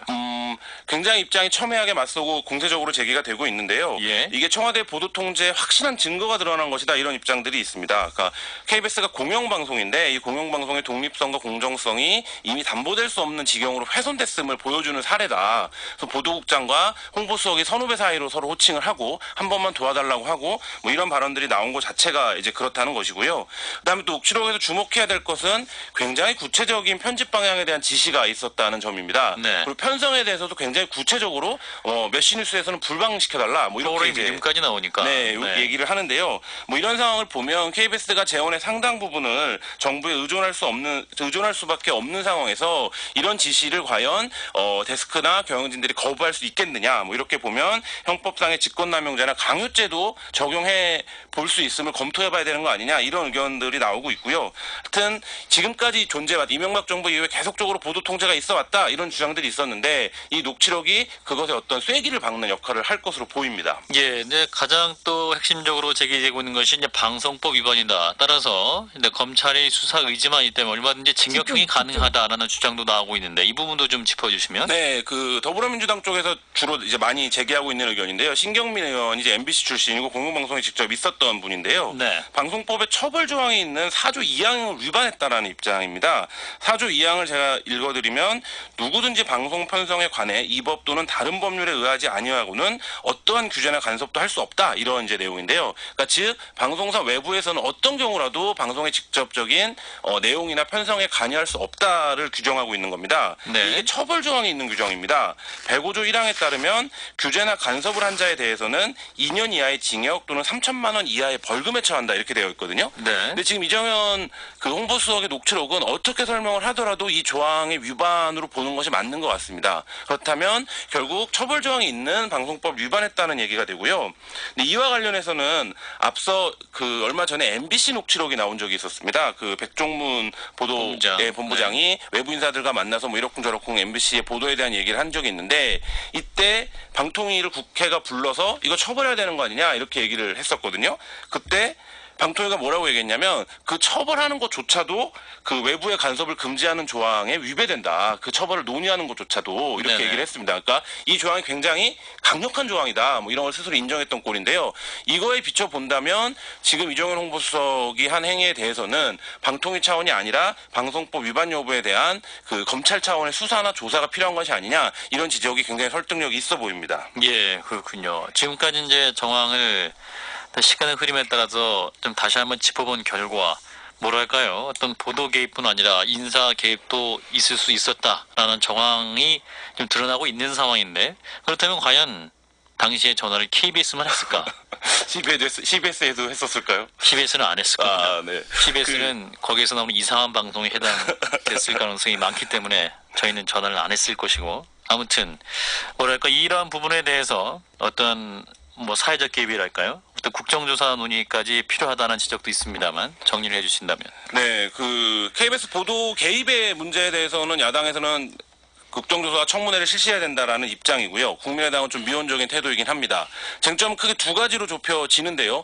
실제 이정현 홍보수석과의 통화 이후에 김시곤 보도국장이 자리에서 물러났습니다. 이 과정에서 이정현 홍보수석이 어떤 역할을 했고 실제 개입을 했는가, 이 부분 하면 아까 이제 편성에 대한 개입, 보도에 대한 개입뿐만 아니라 인사에 대한 개입까지도 했었다라는 얘기가 될 수 있기 때문에 사실 이 부분이 굉장히 중요한 쟁점이고요. 예. 말씀하신 대로 당시 방송 3사가 모두 지탄을 받았습니다. 뭐 세월호 현장에서 방송사 잠바를 입고는 취재가 어려울 정도다, 이런 얘기들이 나왔었는데 현장 기자들 사이에서. 네. 그렇다라고 하면 KBS뿐만 아니라 MBC나 SBS에서도 어떤 그 관계가 있었던 것이 아니냐, 역할을 KBS에서 있었던 일이 똑같이 반복됐던 것이 아니냐, 이런 의혹을 충분히 가져 봄직하고요. 예. 이와 관련된 부분이 좀 진상규명이 필요할 것 같고요.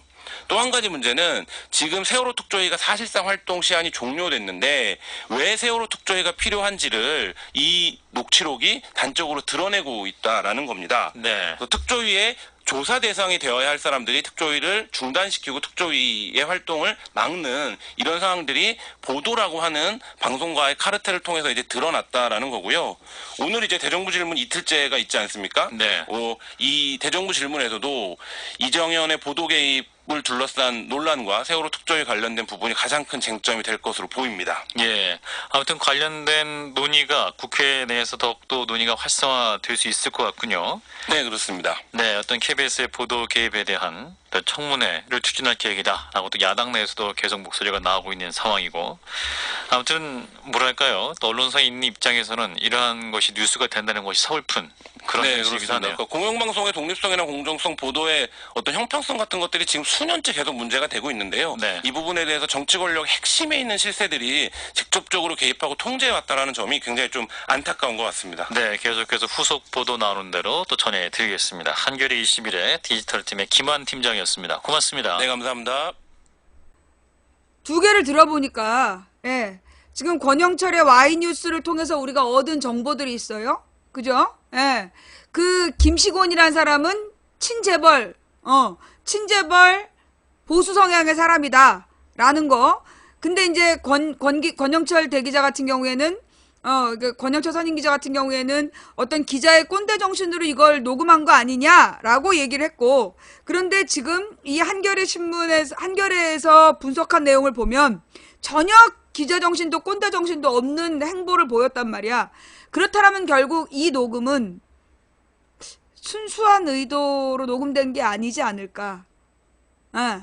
나는 이제 이건 이제 지금 이제 뉴스를 본 사람의 감으로는, 가령 난 뉴스의 소비자로서 지금 상황을 놓고 보니 이래놓고 이 중요한 얘기가 오늘 싹 사라졌다는 거야. 어저께까지 이렇게 다 드러난 얘기가 어제 갑자기 어떤 일이 발생하느냐. 어제 국정질문 하루 종일 했어. 국정질문 하루 종일 했고 거기 굉장히 중요한 문제들 다 나왔어.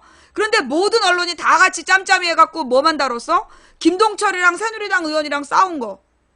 국민의당이랑 새누리당이랑 싸운 것만 딱 보여주고 실제로 이 논란을 덮었다는 거야. 그러면 이거는 뭐다? 내가 볼 때 이정현의 이 녹취록 파문은 소위 친재벌 언론 쪽에서 소스를 줘서 소위 이제 진보 성향인 진보 성향의 그 언론인들에게 소위 쟤네들이 자료를 딱 제보하는 거야. 그러면 옳다구나 이걸 터뜨리겠지. 좋다고 그렇게 터뜨려 놓고, 그래서 그걸 논란을 만들어서 결론은 얘네들의 두 번째 수는 더 들어가 보면 이정현이 전당대회 출마하는 거 못 나오게 밑밥 깔게 한 거 아니냐. 이정현을 전당대회 출마 못하게 하려고 이거를 일부 공개한 거 아니냐. 만약에 진짜 이게 언론에서 작심하고 공개한 거라면 계속 가야지. 이정현이 처벌받을 때까지. 그렇잖아. 정말로 언론들이 기자 정신과 꼰대 정신으로 터뜨린 문제면 이 문제로 이정현은 국회의원 사퇴하고 방송법 처벌을 받아야 돼. 그것도 청와대 홍보수석이란 굉장히 높은 자리에서 언론사에게 직접적으로 구체적으로 보도에 개입을 한 문제이기 때문에 거기다 이걸 상시적으로 자기네들이 해왔다라고 고백까지 한 상태이기 때문에 이정현은 이거는 처벌까지 가야 돼. 그런데 처벌까지 가지 않고 이 사건을 흐지부지 시킨다면 100%야. 내가 볼 때.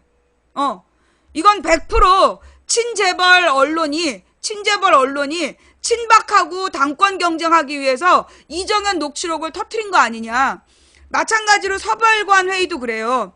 이게 지금 야당한테 그 문건이 간 거야. 이게 무슨 얘기냐. 청와대의 서쪽 별관에 소위 이제 경제 비상회의가 있는 거야. 왜냐하면 이제 공식적인 경제 정부회의가 모이려면 언제까지 모이라고 통보를 해야 되고 이 사람들이 막 모이는데 시간이 걸리고 모여서 절차를 지켜야 되고 그거를 또 기록으로 남겨야 되고 이러다 보면 급변하는 경제 정세에 대처를 잘 못한다. 그러니까 핵심 인물들이 모여서 신속 정확하게 빨리빨리 중요 결단을 내리는 소위 서별관 회의라는 게 몇 년 전에 만들어졌대. 그래서 그게 또 오래전에 만들어진 건데 이제까지 유지해 왔다는 거야. 근데 박근혜 정부에서도 여전히 그 서별관 회의를 운영을 했는데 문제는 옛날 애들보다 박근혜 정부는 무능하다는 거지. 아무것도 모르는 그 박근혜 독재 오빠들, 박근혜 군인 오빠들이 모여가지고 그 엉뚱한 짓을 하고 있기 때문에 여기서 매번 잘못된 판단이 내려졌다라는 게 이제 문제의 핵심이잖아. 그러면서 이 서별관 회의라는 게 야당 의원들한테 제보가 됐고 그래서 터뜨렸단 말이야. 그런데 이번에는 문건까지 나왔어. 근데 이 문건의 출처를 확실히 밝힐 수가 없다는 거야. 왜냐? 서별관 회의는 공식적인 문서를 남기지 않는 게 전통이었다는 거야. 그러면 이 서별관 회의 문건 이야기는 단발성일 수 있다는 거지. 한마디로 최경환이가 오늘 아침에 전당대회 불출마 선언을 했어. 그리고 이 서별관 회의 얘기가 쑥 들어간다면 언론이 보도하지 않는다면 이것도 100%라는 거지. 내가 볼 때는 지금 이 서별관 회의 문건이나 그 다음에 김시곤 녹취록이나 이 둘 다 이게 새누리당 당권 경쟁에 언론에서 끼어든 거 아니냐. 그래서 막 야권 지지자들이 관심 가질 만한 세월호 부분을 딱 살리고 사실 세월호보다 심각해 앞뒤가. 전반적으로 문제고 이런 씨발놈들은 진짜 이 작사를 내야 된다. 이 씨발르고 18통 씨팩을 해줘야 될 그런 상황인데 그런데 왜 세월호 부분만 딱 제보되고 노출됐을까? 그리고 이게 왜 갑자기 어제 다 들어갔을까? 이정현이 출마를 포기한 거냐? 그러니까 재벌 언론 쪽에서 소위 친박 쪽이 당권을 잡는 거를 이렇게 방해하기 위해서 요 녹취록하고 문건을 퍼돌린 거 아니냐라고 나는 합리적인 의심이 들고 그러면 우리는 어떻게 해야 되느냐? 그럼 이정현하고 최경환이가 희생자인가요? 아니지! 쳐죽일 놈 새끼들이지. 다 때려잡아야 될 놈들인 거지. 최경환이는 우리나라 소위 4조 3천억을 해먹은 주범이고 경제수장으로서 주범이고 이정현이란 방송법으로 감옥 가야 될 물건이고 중요한 건 이 모든 결정은 박근혜가 했으니 박근혜가 언론 통제와 경제정책 참패에 대해서 책임을 져야 된다는 거고 이거는 이제 얘네들은 지네들의 결론은 정리해보면 그래. 나는 이게 지네들의 세력 다툼 과정에서 서로 던지기 한 내용들인데 이걸 우리가 모르고 넘어가게 그냥 자기네들이 또 다른 뉴스로 덮으면 국민들이 잊혀질 거라고 생각하고 던진 뉴스로 보인다는 거야. 지네들이 또 막 지진 났어요. 내지는 테러 났어요. 테러 위험 있어요. 강성호가 성폭행을 했어요. 막 이러면서 막 떠들면 국민들이 또 딴 데 보겠지. 그래서 일단 당권 경쟁하면서 던지게 한 내용인데 우린 여기서 어떻게 해야 돼? 그 지네들끼리 던지게 하고 싹 물타기 하려고 그럴 때 누구 맘대로 누구 맘대로 덮고 넘어가. 대한민국에 누가 있는데, 망치부인방 팬들이 있는데, 우리 방 팬들 다 A형 같아. A형이 그렇다며. A병인가 A형인가. 전쟁이 끝나도 깃발 들고 계속 서 있다며. 우리 그런 사람들이잖아. 다들 이 정도면 잊어버렸겠지 했는데 세월호 813일, 내일은 814일 계속 적어가잖아. 우리 망치부인방 팬들의 특징이 그거잖아. 남들 다 있고 이제 좀 그만하자 싶은데 우리는 계속 하고 앉아있잖아. 걸렸어. 자, 우리는 분명히 얘기합니다. 이정현 감옥 가야, 이정현이가 감옥 간다면 이거는 진짜 터진 게 맞다. 근데 이정현이가 감옥도 안 가고 국회의원 사퇴도 안 하고 여기서 대충 마무리된다면 이건 친재벌 언론이 그 당권 경쟁에서 친박을 치기 위해서 국민들 우롱하는 자료로 쓴 거 아니냐. 우리는 이렇게 대충 보고 넘어갈 수가 없다. 그래놓고 국민들이 잊어버리면 우리 국민들이 냄비 근성이라고 또 욕할 거잖아. 우리가 가마솥 근성이라는 걸 보여줘야 돼. 이것도 적어놔야 된다고. 예. 요거 적어놓고 그 이정현이에 대해서 그 책임을 물어야 된다고요. 그쵸? 그죠? 예. 여러분, 이제 쟤네들이 주장하는 게 냄비 여론이라래. 우리 국민들이 냄비 근성이 있다. 쉽게 달아오르지만 쉽게 식는다. 이게 언제 나온 말이냐? 여러분, 조선시대 때 냄비가 있었겠어요? 조선시대 때 냄비 없었어요. 그럼 조선시대 때 우리한테 있었던 게 가마솥밖에 없어. 그럼 냄비는 언제 들어온 거야? 일제 때 들어온 거야, 일제 때. 그 일제 때 들어온 게 냄비인데, 그 냄비 근성, 이거는 일본의 그 군국주의자들, 예, 소위 일본의 군바리 새끼들이, 일본 군바리 새끼들이 만들어낸 말이야. 조선 사람들이 계속 끈기 있게 뭐든지 하려고 그러니까 그걸 못하게 하려고 만든 말이 냄비 근성이란 말이야. 그래서 쉽게 달아올랐다, 쉽게 가라앉는다. 사실은 이것들이 지네들 멋대로 국민들의 눈과 귀를 물타기 해서 딴 데로 막 돌리게 한 거지. 제가요, 지금 매일매일 방송을 할 때 하고 지금 이제 2, 3일에 한번 방송을 하면서 보니까 나도 그동안 잘못했다. 뭐냐? 날마다 얘네들이 사고로 사고 맞기라니까 줄기 있게 봐야 되는 내용을 못 보는 거야. 줄기 있게 봐야 되는 내용을 못 보고 뉴스 속에서 막 헤맸던 거야. 뉴스가 너무 많으니까 이건 어떤 의미지 저건 어떤 의미지 막 이러다가 결국은 줄기를 잃어버렸었던 것 같아. 그러니까 하나님이 내 눈을 멀게 하셔가지고 쉬게 하셨던 것 같아요. 그래서 며칠을 두고 보는 거야. 그러니까 이게 화요일날 이렇게 중요한 문제가 오늘 하나도 보도되지 않는 걸 보면서 보이는 거지. 어저께 내가 방송했단 못 봤을 내용이야. 근데 어제 방송을 안 하고 오늘 보니까 보이는 거야. 이것들이 지금 이거 당권 경쟁하려고 지네들 갖고 있는 증거 중에 몇 개 딱 까서 던져서 확 물게 하고 야권 지지층이 물어서 막 관심을 갖게 해서 위협한 다음에 대충 다른 뉴스 던져가지고 국민들의 눈과 귀를 돌리려는 거 아니냐. 그런 합리적 의심이 든다 이거지. 합리적인 의심이 든다 이런 얘기예요. 결론을 봅시다. 이 서별관 문건으로 그 국정조사 내지는 국정조사나 특검이 이루어진다든가, 국정조사가 이루어지고 뭐 이정현이 뭐 검찰에 기소가 되고 검찰에 의해서 이정현이 기소되고 그렇다라면 이건 이 당권 경쟁이 아니야. 그러나 만약에 이정현이 기소되지 않고 그 다음에 최경환의 서별관 문건이 흐지부지 된다면, 언론이 덮어버린다면 이건 친재벌 쪽하고 친군부 쪽이 새누리당에서 친재벌과 친군부가 서로 당권 경쟁하면서 이게 국민들 가지고 논 거다. 100%다. 지켜봅시다. 어떤 결론이 나오는지. 자, 그 다음에 말이에요. 제가 이제 그런 얘기를 했잖아요. 언제나 박근혜가 위기에 처하면 틀림없이 나타나는 짱가가 있다. 예. 그 짱가가 누구야? 김정은이다. 예. 그래서 혹시 지난번에도 이 세월호 철근 400톤 얘기가 막 회자되고 있다가 갑자기 김정은이가 미사일 2발 쏘는 바람에 쑥 들어갔다. 그러더니 지금 또 저기 이정현이가 녹취록 때문에 막 위기에 몰려있는 상태에서 또 미사일 쏘는 거 아니냐?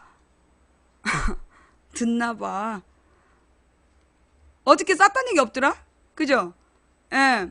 뭐 7월 4일을 맞이해서 미사일 쏠 거라고 막 그러더니, 예. 안 쐈더라? 대신 댐을 열었어. 예. 예. 대신 댐을 열었지. 짱가처럼 나타나서 맨날 박근혜를 위해서 미사일 쏜다고 우리가 그랬더니, 예, 이번엔 댐을 열었어요. 그래서 이 황강댐을 열어가지고, 예, 막 국민들을 긴장시키면서, 예, 결국은 북풍으로 박근혜를 구해보자, 뭐 그런 거 아니야. 역시 김정은이는 박근혜를 좋아하는 것 같아. 지네 아버지가 좋아했던 박근혜라서 김정은이도 좋아하는 것 같아. 그러니까 언제나 박근혜가 위기에 처하면 북한에서 사고를 쳐준다니까? 자, 그러면서 이 황강댐 이야기로 가면, 그러면서 뭐 황강댐을 갑자기 폭파시켜서 뭐 수공을 할 수 있다. 야, 그 30년 전에 애들 고무둔 돈 뺐을 때 썼던 소리 아직까지 진짜, 야, 진짜 씨발라가지고 진짜 이 수박 18통 씨팩을 진짜 면상에다가 확. 내가 진짜 30년 전에 내가 진짜 30년 전에 1,000원이면 지금 또 10만 원이야. 아우 정말.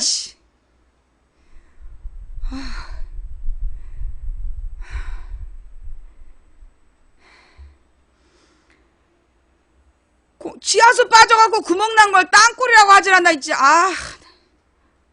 어머 어지러워. 30년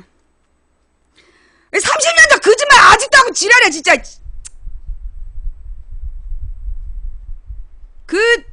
무엇보다 오늘 아침에 박창근 교수가 나와서 인터뷰를 하더만, 황강댐을 갑자기 폭파시켜갖고 물을 흘려보내면 그 밑에 북한 댐이 2개가 있대. 그 댐 2개가 다 무너진다는 거야. 근데 그 댐 2개가 무너지는 과정에서 수력이 축소된다는 거야. 공격성이 감소되기 때문에 북한의 피해가 더 큰데 그거 하겠냐고. 아직까지도 그래도 수공 팔고 아유 진짜 댐에다 담가버려야 돼 진짜. 자, 본질적인 문제는 뭐냐 하면, 본질적인 문제는 뭐냐, 이게 황강댐이 그럼 이제까지 방류를 안 했냐? 했다는 거야. 옛날에 김대중 노무현 때도 방류를 했어요. 근데 황강댐의 방류 때문에 사람이 죽고 피해가 발생한 건 2009년 이후야. 왜? 이명박이 남북 대화를 단절해버렸잖아. 이명박 정부 들어서서 남북 대화가 단절된 다음부터 황강댐 무단 방류란 말이 나온 거야. 그 전에는 북한에서 자기네들이 지금 수위가 올라가고 있다, 열어야 될 것 같다, 남쪽에 얘기를 해줬다는 거야. 남북이 평화 모드일 때는 우리 자기네들이 지금 댐이 물이 올라가고 있으니까, 수위가 올라가니까 열어야 되니까 대비해라, 미리 몇 시간 전에 통보를 해주면 남쪽에서 알아서 정리를 했다는 거야. 준비를 했다는 거야. 그래서 피해가 없었던 거야. 근데 이명박 정부 들어서서 남북 간의 대화가 중단되니까, 그러니까 북한에서 댐이 올라가고 있다, 물을 방류하겠다, 이런 걸 정보를 미리 듣지를 못해갖고 결국 피해를 본다는 거야. 결론은 이명박 박근혜의 대북 대화 정책을 못했기 때문에 우리 남한 국민과 재산이 피해를 보고 있는 거다 라는 거지, 본질은. 지금은 이제 그런 전화 연락이 서로 안 되고 있기 때문에, 그래서 피해를 궁극적으로 우리 국민이 보고 있는 거야. 이명박 이걸 잡아야 돼. 잡아서 이 피해에 대한 책임을 물어야 된다니까. 자, 그 다음에 가족 채용 얘기는 다 어디 갔어? 아니, 내가 웃기는 게, 지금 가족 채용 얘기된 거 맨 처음에 더민주 서영교 가족 채용 난리도 아니었잖아. 근데 그 다음에 새누리당이 지금 확인된 게 8명이지. 심지어 새누리당 국회의원들 중에 가족을 채용한 애들을 조사해야 되는 새누리당 윤리위원장이 가족을 채용했다며. 새누리당에서 가족 채용한 의원들을 심사해야 되는 새누리당 윤리위원장도 가족을 채용했다며. 그런 것들이 지금 더민주 서영교에 대해서는 그렇게 막 언론에서 계속 서영교 야! 이것들이 진짜 새누리 8명은 이름도 안 나와. 그지? 새누리 8명은 이름도 잘 안 나와. 한선교 하나 빼놓고 나머지 씩 지나가고 말아. 이름 다 밝혀! 어? 아, 이것들이 진짜 국민을 홍어조수로 보나, 진짜. 예. 그런 것들이 어디다 대고 막 더민주 서영교 지랄 연병을 해. 그런데 말입니다, 여러분. 요즘에 언론에서요, 또 특이사항을 하나 잡았어요. 뭐냐? 자, 김동철이란 사람이 옛날에 민주당 의원했던 사람이야. 그죠? 지금은 이 사람은 어느 당이야? 국민의당이야. 자, 그렇다면 어제 있었던 그 고성쇼는 국민의당하고 새누리당하고 주고받은 거잖아. 그죠? 그런데 모든 언론에 뭐라고 나왔어? 국이라고 써, 야라고 써. 어? 언론 제목에 국민의당 할 때 국자 써요? 아니면 야라고 써요? 야라고 쓰지. 그래서 찾아봤어. 그랬더니 국민의당에서 사고 친 거는 다 야라고 쓰더라? 근데 더불어민주당에서 뭐가 문제가 생기면 꼭 더민주라 그래. 야당 서영교 아니야. 더민주 서영교야. 그지? 야당 서영교라고 안 하고 더민주 서영교라고 분명히 썼어. 근데 김동철은 야당 김동철이라고 써. 그치? 이거 보니까 국민의당이 뭐 잘못해도 국민의당이 잘못하면 야당이라고 쓰고 더민주에서 뭐가 걸리면 반드시 더민주라고 써. 웃기네. 그죠? 새누리당은 아예 당 이름 말 안 해. 한선교 이렇게 사람 이름으로 얘기하지 당 이름 말 안 해. 어때? 내 말이 맞아 틀려? 이게 지금 국민의당은 국자라고 국자 쓰면 되잖아. 새누리당은 세자 쓰고 더민주는 더자 쓰고 국민의당은 국자 쓰면 되잖아. 정의당은 정자 쓰면 되고. 그런데 다른 야당에서 잘못하면 야라고 싸잡아서 얘기를 해요. 그래서 더민주 같이 욕먹어. 근데 더민주에서 뭐 하나 잘못하면 반드시 더민주라고 써. 이게 보도지침이야. 이게 보도지침이야. 그래서 일부러 더민주에 대해서는 굉장히 부정적인 일이 반복되는 것처럼 더민주가 잘못하지 않은 것도 야당이라고 이름을 섞어서 같이 또 욕을 하고 더민주가 잘못한 건 반복해서 강조해서 두드러지게 더민주를 강조하고 이게 보도지침이야. 그래서 더민주에 대해서는 끊임없이 공격을 하는 거야. 이유가 뭔데? 제1야당이잖아. 제1야당이기 때문에 어떻게든지 제1야당을 까대기 해서 그래서 상처를 내야 제2, 제3 야당에게 눈을 돌리고 그러면 제2, 제3 야당으로 표가 갈라지고 그러면 진해당이 조용히 일당을 계속할 수 있기 때문에 그걸 노리는 거예요. 얘네들이 지금 왜 그런 보도지침을 운영하느냐 하면 언제나 제1야당을 다시 2번 됐잖아. 제1야당을 드립다 까대야 그래야 2번, 3번 당으로 표가 분산되고 그래야 자기네들이 1번이 당선되는 거거든. 그걸 유도하는 거야. 야당 지지 세력의 표를 가르기 위해서 계속 제1야당을 집중 공격하는 거예요. 강조하고.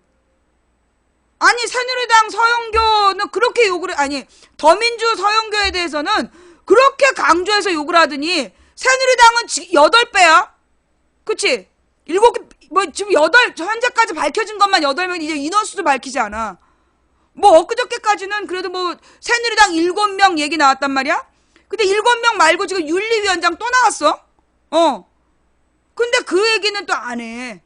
사실 8명 이상일 수도 있어요. 지금 몇 명인지 안 밝혀. 더민주 서영교에 대해서는 일주일 내내 떠들었잖아. 더민주 서영교에 대해서는 일주일 내내 떠들었는데 새누리당 의원들은 이름도 말 안 해. 막 몇 명인지 막 대충 얘기하다가 지금은 몇 명인지도 얘기를 안 해. 국정원 잡혀가고 싶노. 너 국정원이야? 아이 새끼 이거 아직도 정신 못 차리고 새끼. 저기 법정에서 보자. 예. 그러니까 지금 이제 국회에서 의원 보좌관들 뭐 20명인가 30명이 그만뒀다는 거야. 그러면서 뭐 그 친인척들이 일하는 게 아주 무슨 범법 행위인 것처럼 막 강조해서 얘기를 하고 있잖아요. 내가 얘기했잖아. 실제로 국회의원들의 받는 제보라든가 국회의원들이 하는 일이 실제로 가족 같지 않으면, 가족이나 친인척처럼 신뢰하지 않으면 봐. 조응천의 엉뚱한 실수 봐봐. 그 조응천 일부러 그런 거야? 내가 옛날에 여의도에 있어봐서 아는데요. 국회의원이 발언을 할 때는 그거 국회의원 혼자서 막 말 못해. 그 밑에 있는 보좌관들이 몇 번씩 확인하고 정확하게 준비해서 워딩을 써주는 거야. 그렇잖아. 국회의원의 워딩의 잘못은 보좌진들이 몇 번씩 걸러서 그 해놓은 말에 대해서 나온 잘못이란 말이야. 그러면 결국 조응천의 그 엉뚱한 실수, 무슨 성범죄를 일으킨 방송사 언론인이 지금 무슨 양형위원회에 가 있다. 말도 안 되는 얘기였다며. 그게 사실이 아니었다며. 그죠? 그렇다면 그런 발언을 하게끔 핸들링한 놈이 누구냐? 그런 놈들 중에 누가 있을 수 있어? 난 간첩이 있을 수 있다고 봐요. 실제로 내가 여의도에 있을 때 그런 애들 봤어. 자기네 의원들이 뭔가 막 적극적으로 초선 의원들이 하려고 그래. 근데 못하게 하는 거야. 그러지 말라 그러고, 그거 위험하다. 그러면서 말을 못하게 하는 거야. 그래서 자기네 초선 의원을 등신 만든 애들이 있었어. 걔네 목적이 뭐냐? 보좌관도 20년 동안 일을 하면 연금이 나온대. 얘네들은 자기네들의 일자리를 유지하는 게 중요한 거야. 그래서 초선 의원들이 처음에 딱 시작하면 경험 많은 보좌관들을 원하잖아. 그럼 이것들이 딱 그 자기네들 자리를 지키기 위해서 이게 씩씩 티나지 않아야 된다, 모나지 않아야 된다 이러면서 관리를 하는 거야. 그래서 초선 의원들이 초장의 보좌관들 때문에 등신되는 경우가 많아요. 내가 그거를 물론 지금은 아니겠지만 내가 2004년부터 8년 사이에 보니까 그렇더라. 2004년부터 7년 사이에 내가 여의도에서 보니까 그런 일들이 벌어지더라. 자, 다른 말로 해서 지금 조응천이가 데리고 있는 보좌관들이 도대체 어떤 식으로 보좌해서 그런 막말이 나갔냐고. 그런 건 보통 2번, 3번 걸러서 나가야 돼. 거기다 조응천이가 누구야? 청와대에서 그 친인척들, 박근혜 친인척들이나 고위 공무원들의 비리를 감찰하던 사람이야. 근데 그런 엉뚱한 실수가 나갔다고? 나는 이게 믿어지지가 않아. 조응천 쪽에서 그렇게 말도 안 되는 얘기가 나왔다는 게, 특히나 그 얘기가 나오자마자 바로 치고 나온 게 국회의원의 면책 특권에 대해서 없애야 된다. 나는 이거 의도된 작전 아니냐, 이런 말까지 해서 미안한데, 혹시 조응천과 박지만의 그 어떤 친분 관계가 박지만을 통해 소개받은 이렇게 밑에 있는 사람들 중에 그쪽에서 흘러들어온 허위 정보로 조응천이가 이거 덫에 걸린 거냐? 그 제보가 어디서 들어왔느냐? 이걸 확인해 볼 필요가 있다. 자, 그럼 내가 보좌관 얘기를 왜 했더라? 이 조응천 하여튼 이 발언에 대해서 뭔가 이게 앞뒤가 안 맞는 얘기다. 있을 수 없는 실수가 벌어졌어. 단지 초선 의원? 뭔가 이 사건 좀 이상해. 이 사건은 좀 뭔가 이상하다는 느낌이 들어. 좀 더 파볼 필요가 있다. 누가 잘못한 건지, 조응천한테 누가 그런 제보했는지, 루트가 어떻게 되든지 그 과정을 다 추적해야 돼. 어떤 간첩이 중간에 끼어들었는지. 중간에 간첩이 끼어들 수 있어요. 그래서 의원들한테 실수를 하게 할 수 있어. 그래서 내가 제보를 조심하라 그러는 거야. 언제나 그 제보가 덧칠 수 있는 거야. 자, 그러면서 이번에 새누리당이 또 반대로 조응천 그 실언에 대해서는 종편이 하루 종일 지랄 연병이 났어. 그런데 새누리당이 박원순한테 거짓말한 거는 왜 보도 안 해?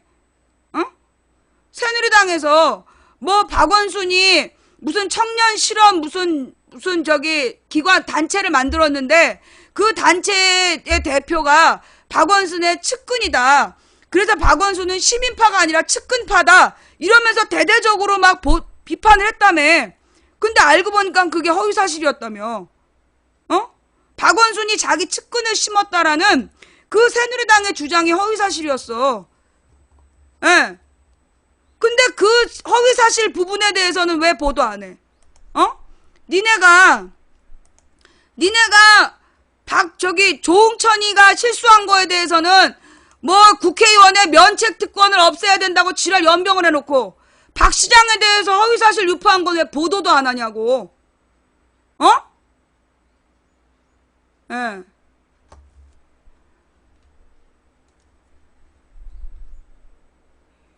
잠깐만요.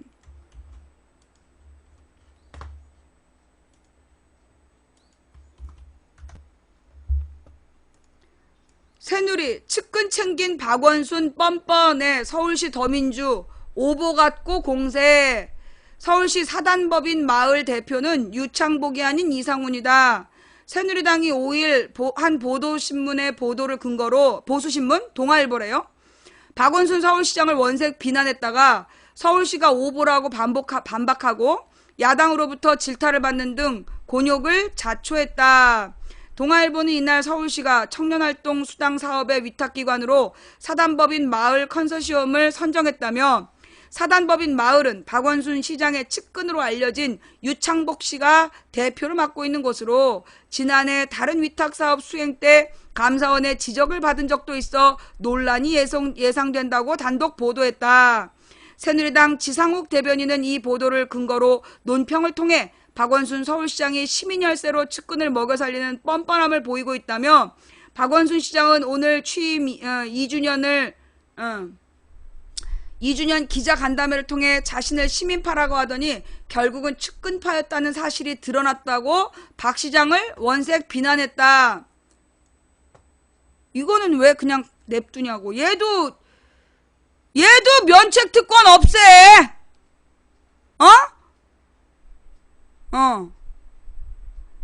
지 대변인은 이어 서울 시민들은 겉다르고 속다른 지도자를 원치 않는다. 거짓된 가면을 벗고 국민 앞에 떳떳하게 나오길 바란다. 라면서 거듭 융단 폭격을 퍼부었다.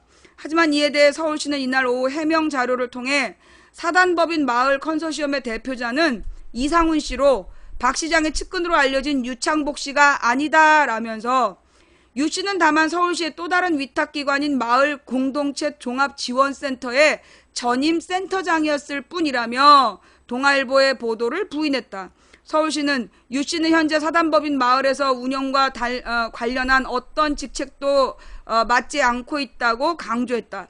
더불어민주당 강희용 부대변인도 브리핑을 통해 새누리당은 오늘 대변인 논평을 통해 서울시 청년수당 사업 위탁기관이 감사원 감사로 주의 처분을 받았고 그 위탁기관의 대표자가 박 시장의 최측근 유창복 씨로 박 시장은 시민파가 아니라 측근파란 비난을 했다며 그러나 서울시 해명 자료에 따르면 청년수당 사업 위탁기관 과정에 대해 감사원 감사를 받은 적도 없는 거야? 야, 이 새끼들 진짜 도대체 왜 그렇게 박 시장에 대해서 허위사실을 날마다 유포하는 건데. 그러고 보면 문재인보다 박원순에 대해서 허위사실을 더 많이 유포해. 박원순이 더 무서운 사람이야? 그래서 그래?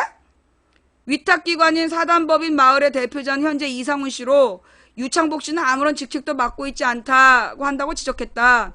강 부대변인은 이어 새누리당이 남 때리기에 앞뒤 못 가리는 기분파가 되어 박 시장을 비난하다 보니 기본적인 사실관계조차 파악하지 못해 망신을 자초한 꼴이라며 그동안 너무도 지긋지긋하게 괴롭히고 박해오지 않았냐.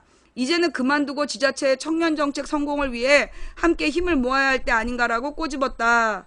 박원순 시장도 이날 밤 트위터를 통해 번지수를 한참 잘못 찾았습니다. 박원순은 민생을 말하는데 새누리당은 박원순만 말한다는 목소리가 안 들리나요? 라면서 민맹의 정치에서 민생의 정치로 빨리 돌아오시길이라고 새누리당을 힐난했다. 이건 왜 보도 안 하냐고. 이거는 왜 보도 안 해? 응. 박 시장이 불쌍해도 너무한다. 너네들 박 시장이 뭐가 불쌍해? 박 시장이 불쌍하지. 계속 허위사실에 지금 시달리는 거 아니야. 특히 종교인들이 종교의 이름으로. 종교가 아니야. 내가 볼 때 이단들이지. 하여간 이 허위사실로 조응천 발언은 내가 볼 때 이건 기획 사건이야. 조응천의 발언은 누가 제보했나 그 뒤를 추적할 필요가 있다. 분명히 이건 추적해야 된다. 이거는 조응천이라는 카드를 이거는 의도적으로 누군가가 망가뜨리려고 작정하고 던진 카드야. 던진 수야. 그러니 이거 그냥 넘어가면 안 되고 반드시 뿌리를 뽑아야 돼. 뒤를 추적해서 이거 잡아야 된다. 제보자를. 그 다음에 그 조응천 발언에 대해서는 대대적으로 보도한 언론이 박 시장에 대해서 허위사실 유포한 새누리당에 대해서는 왜 침묵하는가? 이게 바로 이 친재벌 언론의 친재벌 친새누리 언론의 민낯이다 라는 이야기. 그 다음 또 한 사람의 발언. 표창원 의원의 발언이 논란이 됐어. 표창원 의원의 발언을 가지고 종편에서 또 지랄 연병을 해가지고 표창원이 사과를 했다는 거야. 잘생긴 남자 경찰과 여고생의 성관계는 그 예정돼 있었던 것이다 라고 딱 잘라가지고 그 부분만 딱 잘라가지고 잠깐만 지금 버퍼가 심해요. 예. 지금 버퍼가 심하다는 님들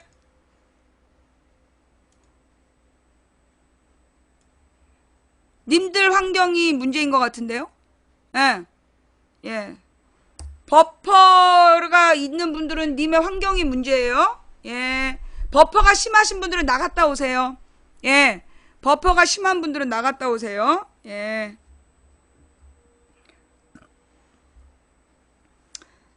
자, 그래서 지금 이제 이 표창원의 발언을 가지고 막 드립다 까대갖고 또 표창원이 사과를 했대. 근데 표창원이 사과한 건 논란에 대해서 사과했다는 거야. 그러면 이 표창원의 발언 전문, 표창원의 발언 전문을 갖고 와봐봐. 예. 표창원의 발언 전문을 좀 갖고 와봐봐. 자, 그 다음에 요 표창원 발언 전문을 기다리면서 어제 막 그 뭐 김동철하고 새누리당의 뭐 누구?